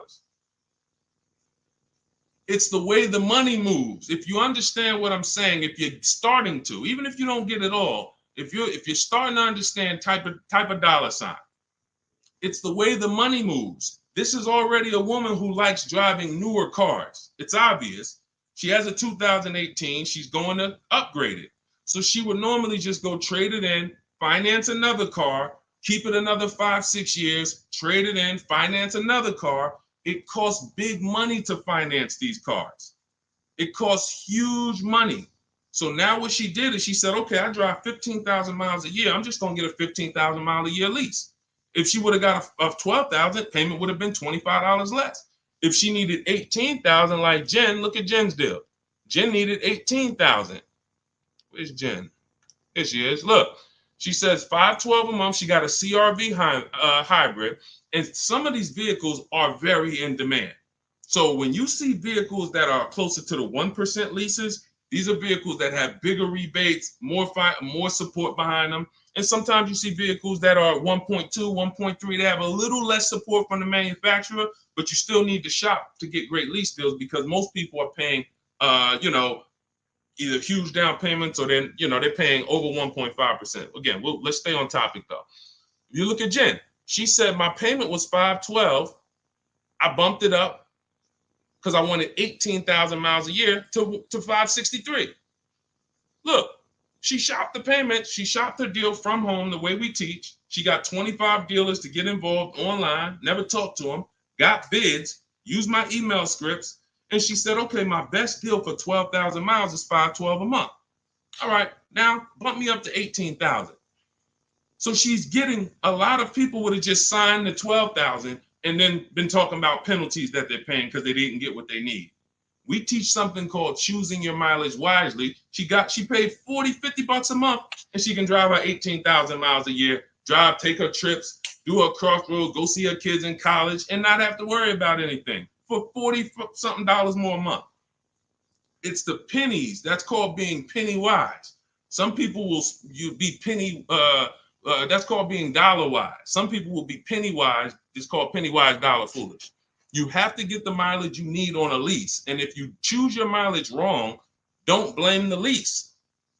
The lease is not a real person. The lease only goes what you put in. If you tell them, work me a lease payment with no money down, that's how they're going to customize it. If you say put the taxes and fees in the payment and give me offers, that's how they're going to customize it. You might have to tell them 2 or 3 times because they're so used to just telling people, hey, we need $5,000 down.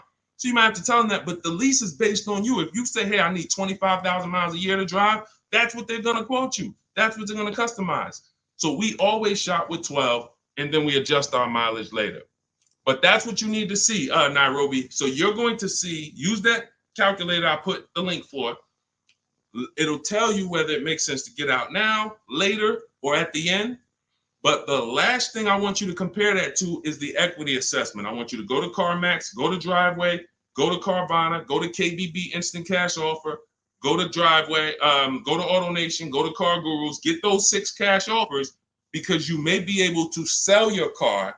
And in which case, if you sell your car, all is forgiven. If you sell your car, there's no penalties, there's no nothing because you're actually transferring the title and the buyer is paying the company off. So do that equity assessment. But when you go to those websites, you must put in, when they ask you, is it a finance, lease, or own, put own. Don't put lease because it triggers something in their websites. Now, if y'all are like, you're like Deshone, I'm not going to remember all of this. Get the blueprint. That everything I'm teaching you is out of my new digital book, Cars from Home, 7 Steps to Saving Time, Money, and Avoiding Dealerships. It's already 5-star rated. Shout out to the people on Goodreads who have reviewed it. We're at a 4.9 rating. We got 4.9 overall, 58 ratings, 40 written reviews. Shout out to everybody who's came and told their story about this book since we launched it a few months ago. And you can go and see what the public is saying about it. This ship has sailed. You can get your copy for 75% off for the next 30 minutes. If you visited the website in my TikTok bio and my Instagram bio, once that gets to 0, there's a countdown, 30 minutes. Once it gets to 0, the price of the book goes back up to $97. It's still worth every dime, but I'd rather you pay $24 instead of $97. So on Instagram, TikTok, your 75% off is in my TikTok bio, in my Instagram bio. Get it before the countdown expires and you'll have the blueprint. On Facebook and YouTube, we have a link in the comments for you pinned for you to get your copy for 75% off for 30 minutes only. Again, if you're like Deshone, this is good, but there's no way I'm going to remember all of this. You can watch the replays, get it however you want it. Our system is step-by-step, and it doesn't involve talking. Everything we do is online tools. Okay, go ahead, Dolan. Let me take a sip of water. Next question. And you can buy more miles on the lease. That's a good point. A lot of people don't know that though, Tim. They really don't. You know, they might have signed a bad lease or heard somebody sign a bad lease, and then, you know, usually what signing a bad lease is overpaying for it or not getting the mileage you need, or both. You get them. I've had people who know they're not going to drive 10,000 miles a year, but because it's $40 a month less, or because they don't know, just pay $40 more and get what you need. They'll just take the 10,000. It's a horrible decision, and it leads to a terrible lease experience. All right, this is Teneros. How much should I put down as a down payment? It's a great question. So what you want to do is understand that down payment is nothing but payment management. It is not deal management. You don't want to fool yourself into thinking that because you got a good payment, you got a good deal. That's what down payments typically can do to a person who's not really good with math. You'll say, all right, I need to get my payment to 400. Now you're looking at a car you like, and you're like, I need to get my payment to 400. Now they tell you, okay, well, you end up putting $10,000 down and your payment's 400, and you think, okay, I got a deal. I'm at my payment. You didn't. You are doing one of the cardinal sins that we don't do here at Cars from Home. You're mixing transactions together. What does that mean? Almost everybody who's financially savvy when it comes to cars is going to separate their loan from the purchase price of the car. These two things are unrelated. You shop for the price of the car separate from the monthly payments. Because when you separate, you realize one thing. When most people are giving car dealers 3 transactions and not realizing it, they're buying a car from them. That's one transaction. They're giving their loan to them, or they're letting the dealer get them a loan. That's another transaction. And then they're trading in their car to them. That's a third transaction. So a person looks at it as one. I just made a deal with a dealership. No, you just actually did 3 transactions in one. And what happens, the reason why that's so bad is because you can't bid any of them out. In order to make sure you got a great deal, you need a great deal on each of those 3. The car you need to replace, you need to get the most money for that. The most money comes from bidding it out on the market with the strategies I just said 5 minutes ago with the companies that I just named, the equity assessment process. That's bidding that out. Now, we bid out our loans. Who's going to give us our loan? Who's going to give us the best interest rate? There's plenty of banks that want to compete for our interest rate. Plenty of banks that they don't even sell cars. That should be a clue to you guys of how much money is really in cars, because there's companies who don't sell cars. All they want to do is loan you money to buy a car. That means there's a lot of money in the loan business. So we bid that out. And there's a way we use a strategy. When you get my digital book, you get something called the Bank Bidding War Blueprint. This is how we make banks and credit unions bid for our credit, bid for our loan. We have 20, 30 people bid without affecting our credit negatively. There's a specific way that credit bureaus allow you to do this. It's called rate shopping, where it's within a certain window. But if you're getting pre-approvals with hard credit pulls and then you're going out shopping, you're not going to be able to do this, because you're going to get a hard credit pull here. Then a month later, you go find your car. That pre-approval expires. Now you got to do another hard credit pull. You already hit your credit twice, and you're outside of the rate window. It's just what most people are doing. And that's why when you get a pre-approval, most people become scared to shop now, because they don't want to let anyone else run their credit. So you're limiting yourself. But the Bank Bidding War shows you how to have unlimited people bid for your interest, and we do that after we find our car. But the third transaction is when we're going to buy a car now. The car we're buying, we're going to shop the used car market, look at all the marketplaces. I have a strategy I call the multiple marketplace strategy, where we're looking at all these websites like Amazon. I mean, we're shopping like we're shopping for a TV on Amazon, Walmart, BestBuy.com, but except we're on these car websites. Now we're narrowing it down, narrowing all the inventory down to the top 5 choices, and we're narrowing it down based on title, service records, accident history. We're verifying there's no bogus fees, and then we come up with our top 3 after we get the new car price of these vehicles. This is all, again, step by step. And some of you, you're like, this should be expected. This is what car shopping should be like. Car shopping is not like buying a TV. It's closer to buying a house. So although we do this in 2 hours, if you follow my strategy, you can get deals in 2 hours. Without these things, you're now winging the process. But first things first, when you determine, when you add to this question was about how much money should I be putting down? When we separate our transactions, now what we've done is we went out and we found the car we want at a below market price. Now we go to our lenders and we start the bidding process and we say, okay, who's going to give me the best interest rate? And whoever gets me the best interest rate, now I put it together with the car that I have on hold. And I say, okay, what's my car payment now? And they may say, okay, well, if you finance the whole thing, your car payment's, $580. Now you might say, okay, I think I want to be at like $499. How much do I need down? Well, about $3,000. Okay, perfect. That's between you and the lender. It's not between you and the dealer. You're not, see, in that case, now you have the best price on the car waiting for you because you got bids on that. You got the best loan because you got bids on it. And now your down payment is actually going off the principal of the car, not it's going to pad the deal and the profit from the dealer. If you got that, type $sign. If you got that on TikTok, just start double tapping the screen, running the like sign. That is why it's important. We call that the 3 pillars of great car deals. You'll have to see these 3 pillars separately. Who I sell my car to, I'm bidding that out. Who I get my loan from, bidding that out. Who I buy my car from, bidding that out. And that allows you to sit at your computer and make all the money on your car deal and have these deals that, all of these people are making these deals at home. Look, this is India.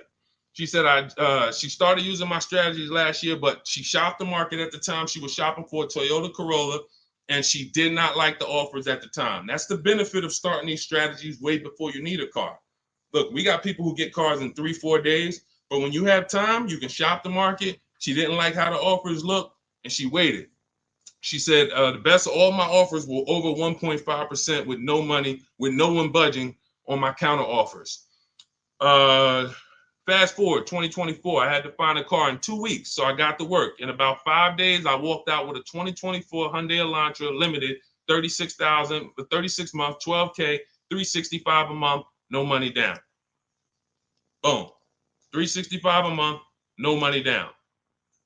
The MSRP was $28,725, making it a 1.27 deal. People would kill right now to be able to buy a car, drive a brand new, dependable car, fully warranted car, shop from home, never had to be stressed out in a dealership, begging for discounts. She's sitting at home and she drives off at $365 a month, brand new car, no money down. This is what it's about, people. It's about learning the strategy so that you keep the most money in your household. Okay? Everything I'm teaching you, everything India used is in my new digital book, Cars from Home, 7 Steps to Saving Time, Money, and Avoiding Dealerships. You can get your copy as part of our launch offer for 75% off in my TikTok bio or in my Instagram bio, but it's only for 30 minutes. After 30 minutes, the price goes back up to the $97 price, which is still great. If you missed it, and you're like, Deshone, I missed it, but I need these strategies. Listen, it's $70-something more.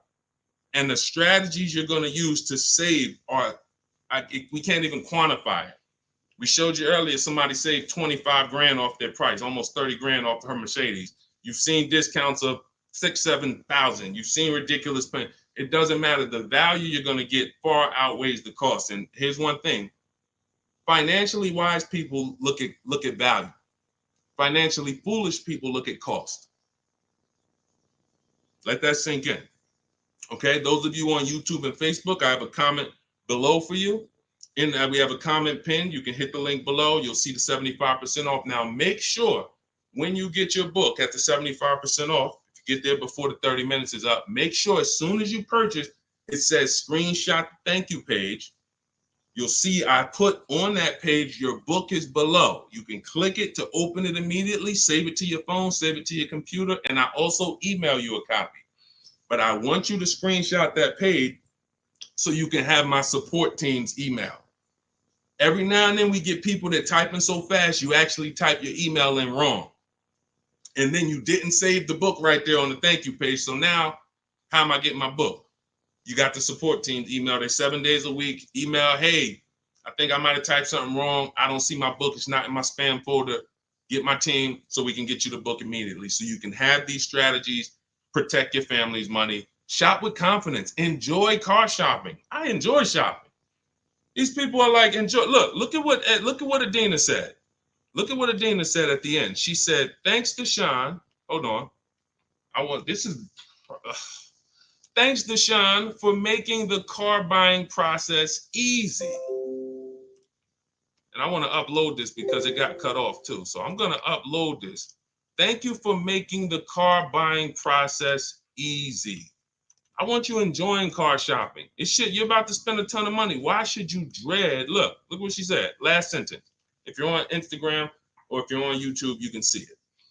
So, all right, Dolan, next question. Let's fly through a couple more. We still got some more time. Come on, y'all, keep typing. Lalia, yes, we send emails out all the time. In fact, everyone who had the book, I literally sent a new copy out to everybody on our list. It was like 9,000 people, maybe a month ago. So, like, go through your email, check your emails from me, because we do that every now and then. Like, we'll literally just update the book and blast the new copy out to everybody who bought one. So check your email, check your spam. You know, I've sent you that book. If you purchased it last year, you've gotten the new book probably at least 2 times, 3 times. We've updated it and sent it out to everybody. Okay, Kevy Kev, good to see you. What are the basic pros and cons of leasing? I know nothing about it, but my husband's considering it. Good question. Let's talk about the cons of leasing first, because I speak a lot about the benefits. The cons of leasing are you always have a payment.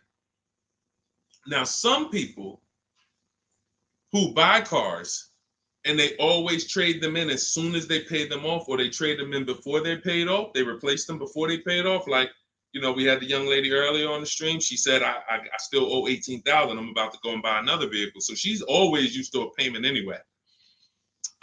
So that's a con.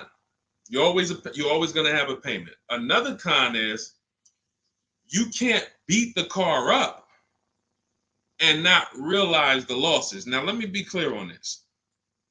People think when they own a car, they can do anything they want to it and not realize the losses. But I want to be clear. If you follow me, let's say a person buys a car, you own it, you put a lift on it, a big exhaust system, one of the big, you know, the joint is loud. You customize that car. Did you raise the value or lower the value of the car? Type it in. Type it in. Did you raise the value or lower the car? If a person does all of that stuff, customizes the car, did they raise the value or lower it? Thank you, Cam Newton. Lowered it. So let's say a person was going to sell a car and somebody looked at it and said, hey, how much is you going to pay? You know, they're going to pay $20,000 to buy your car. Now you're like, okay, perfect. Now you go and you do all of this stuff to it, put the engine, put the exhaust on it, boom. You come back 2 days later and you're like, hey, yeah, I want to sell you the car for 20. Now they hear that new exhaust. They hear all that stuff you put on.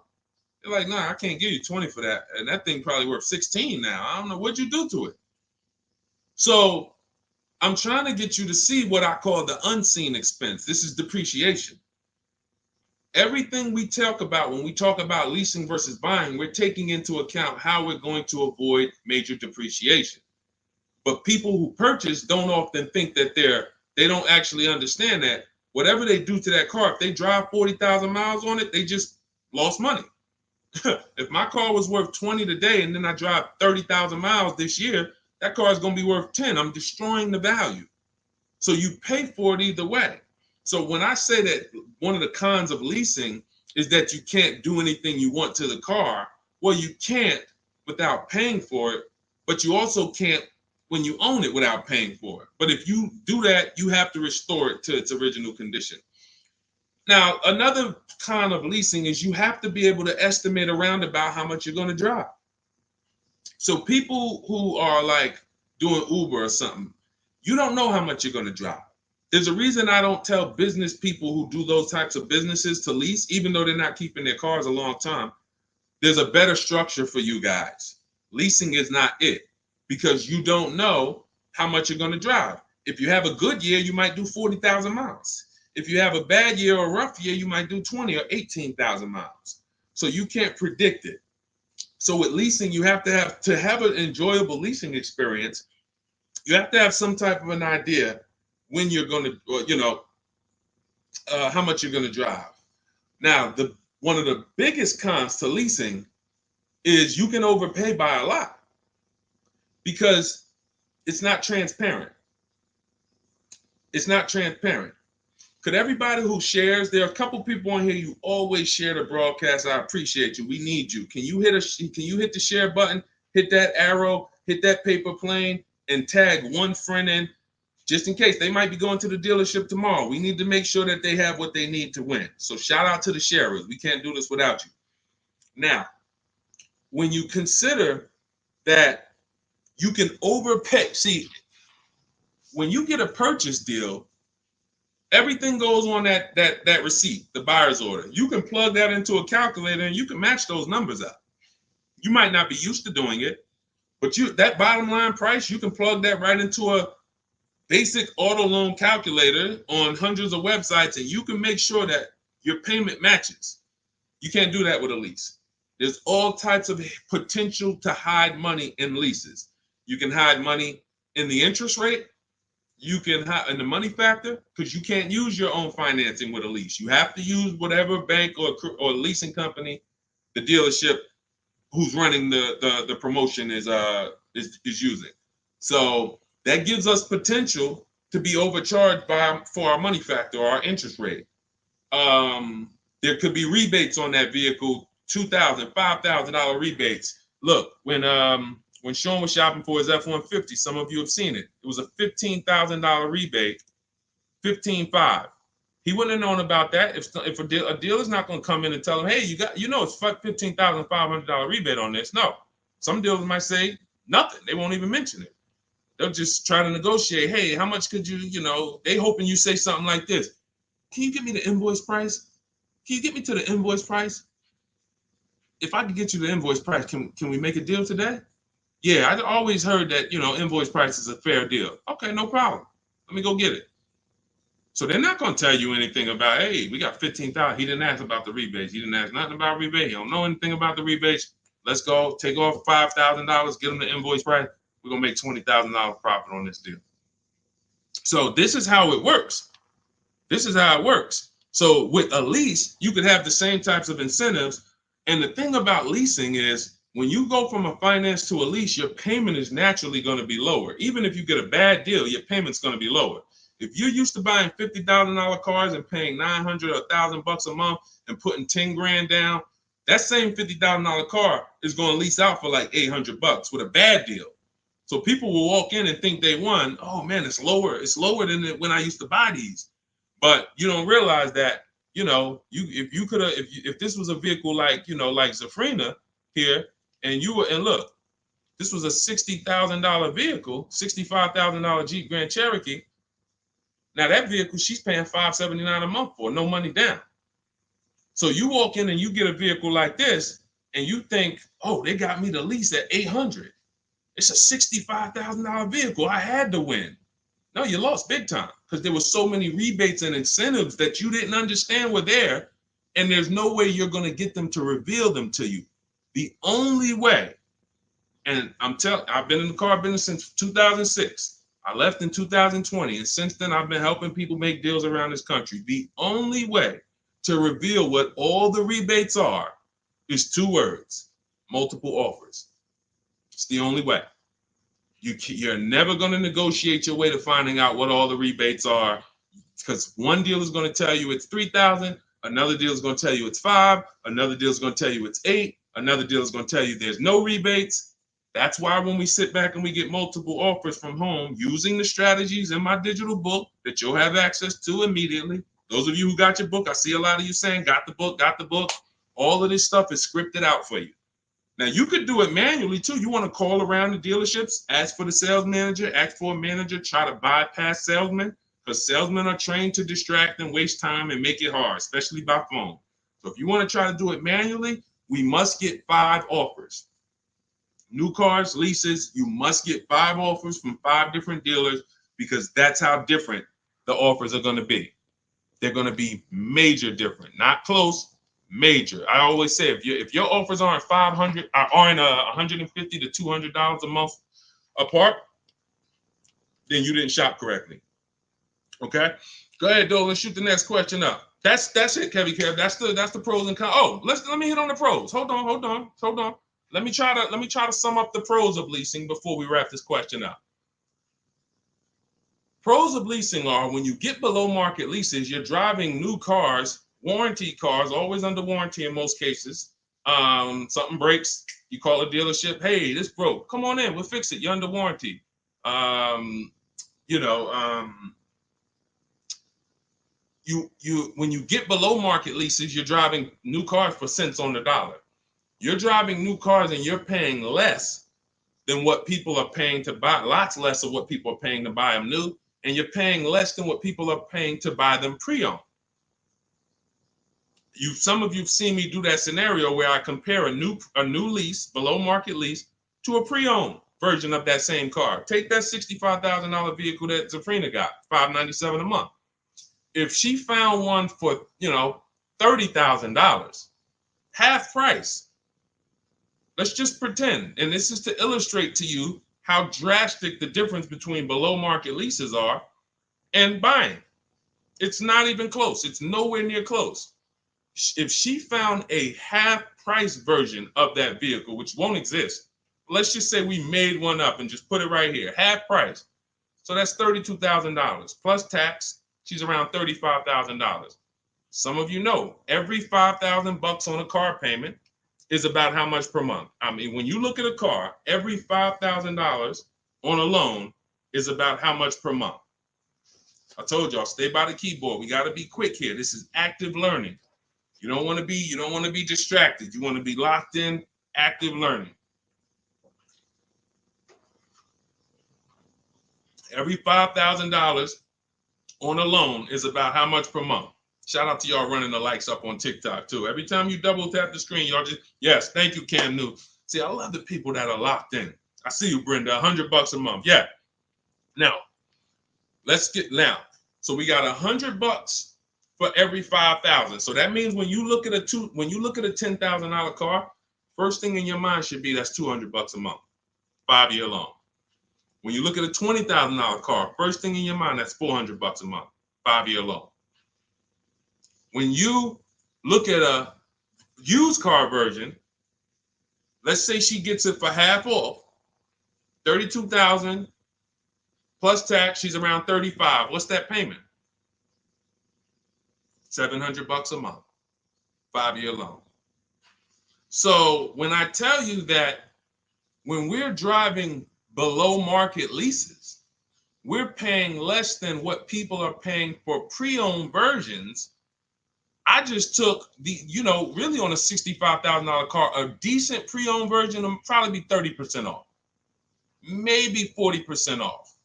Then you're going higher. If you don't know how to get good deals, you're going to take one with high mileage. It's going to be old. So it's more realistic to find a $65,000 car, 3 or 4 years old for, let's say 35, let's say 40, really closer to 40 if it's 65 new. So now you're talking about $800 a month. So a person like Zafrina, she's driving, she knows how to get below market leases. She's driving a brand new $65,000 fully warranted version, not tying up her money in that vehicle. She's paying $597 a month, which is hundreds a month less than what a used car person is paying, and like $500-$600 it's less than what a new car person is paying. So it's no comparison. So when I tell you the only people who should be purchasing, you're like, Deshone, why do people purchase then? If getting great lease deals is so cheap, why do people purchase? Well, one, everyone doesn't know how to get below market leases. So they'll look at commercials and they'll think, oh, well, this says I got to give them $5,000 down plus tax and all that. That's not deals. That's above market value or market value. We don't pay those prices. And second is, people who buy long-term don't care about those short-term benefits. I want to ask a question. Who on here has a vehicle in their driveway right now that you've had for at least 8 years? I want you to type how many years you've had it. Let me know how many. I see you, Sharon. Congratulations. Use it and win. Let everyone who has a car outside in your driveway that you've had more than 8 years, I want you to type how many years old it is. 8, 10, 15. Okay, Harold, he has one for 9 years outside. Sugar Lump, 19 years. Mr. Living Right, 8 years. Perfect. Dwayne Perkins, I see you, 22 years. Look, Julia Murray, 16 years. Look, Brenda, 8 years. Now watch this. Ralph, I see you, 10 years. 8 years or more is when we buy. These people won. So you heard me just spend the last 10 minutes, 15 minutes talking about pros and cons of leasing, benefits of leasing. But these people are the real financial winners in the long run, because the longer you keep a car, the less it costs you. I'm not a fan of people leasing who have the discipline to keep a car for 10, 15 years, 12 years. I would never tell people lease who's doing that. I'm trying to get the people who say, it's no way I'm keeping a car near that long. I've never done it. I don't enjoy it. I'm not going to do it. You are the people who should not be buying. Because the great thing about having a car 8 years is you'll see something. This is the depreciation cycle. This is how owners lose money on their leases, on their cars. When you purchase your car, one day when you buy it, it's worth this. 5 years down the line, it's worth this.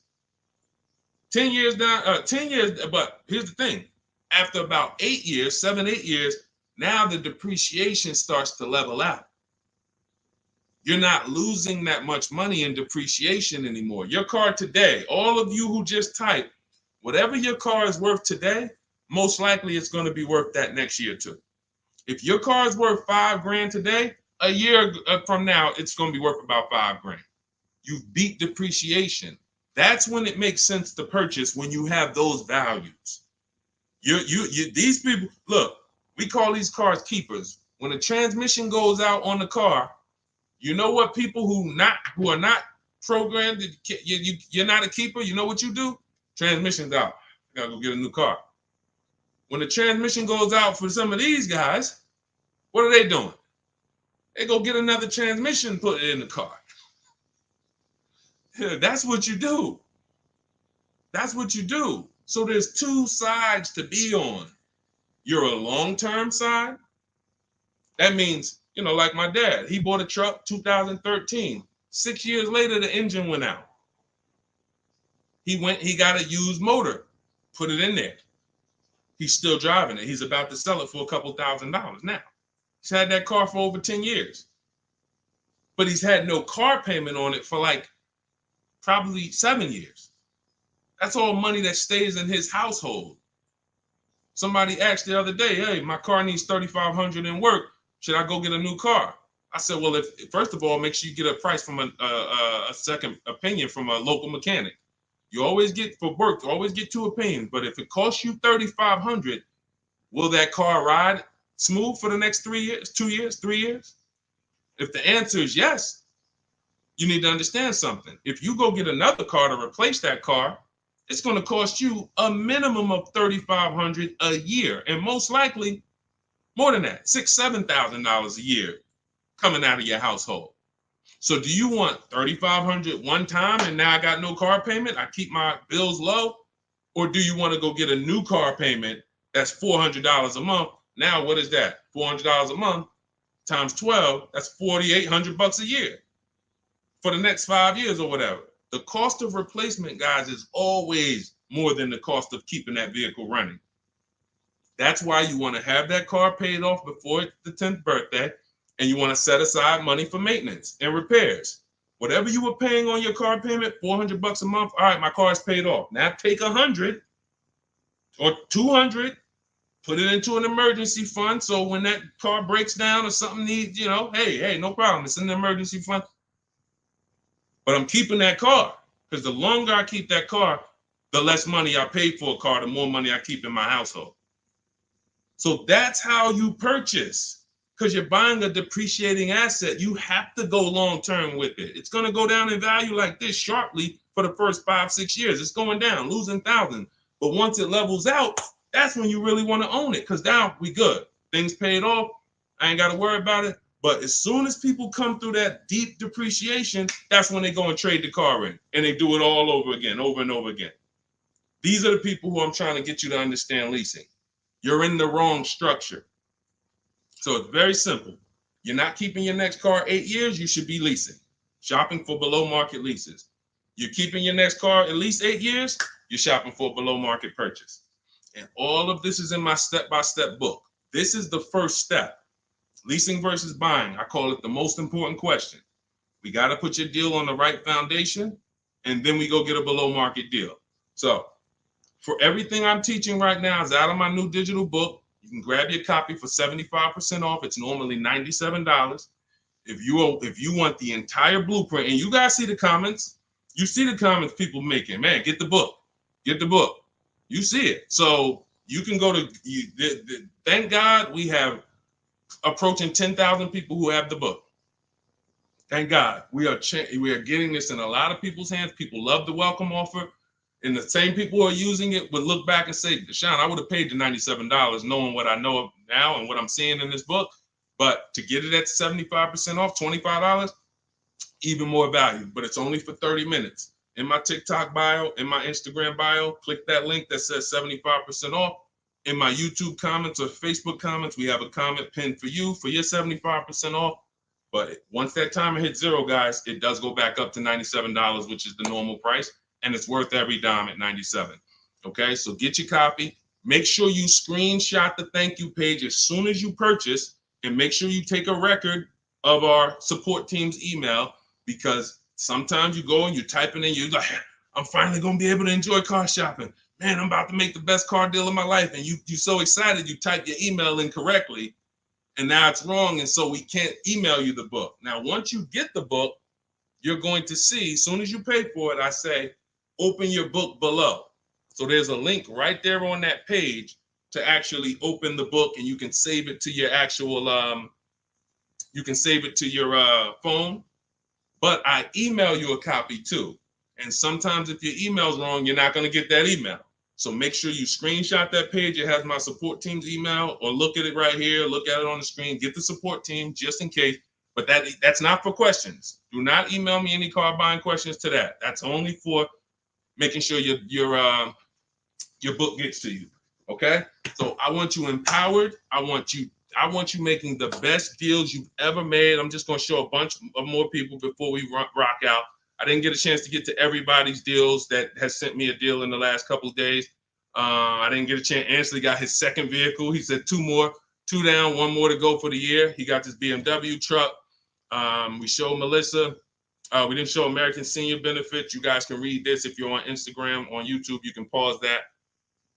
But we'll go more detail on the second stream. Keep sending me your deals, because I told y'all I was going to bring them onto the show. And after you make your deals, email me. I want you guys proud of the deals you're making. I want you excited, not just about the car. Everybody gets excited about posting their cars. Everybody. You'll see that all through any social media platform. People get a new car, they want to take pictures of it, but they'll never show you the numbers.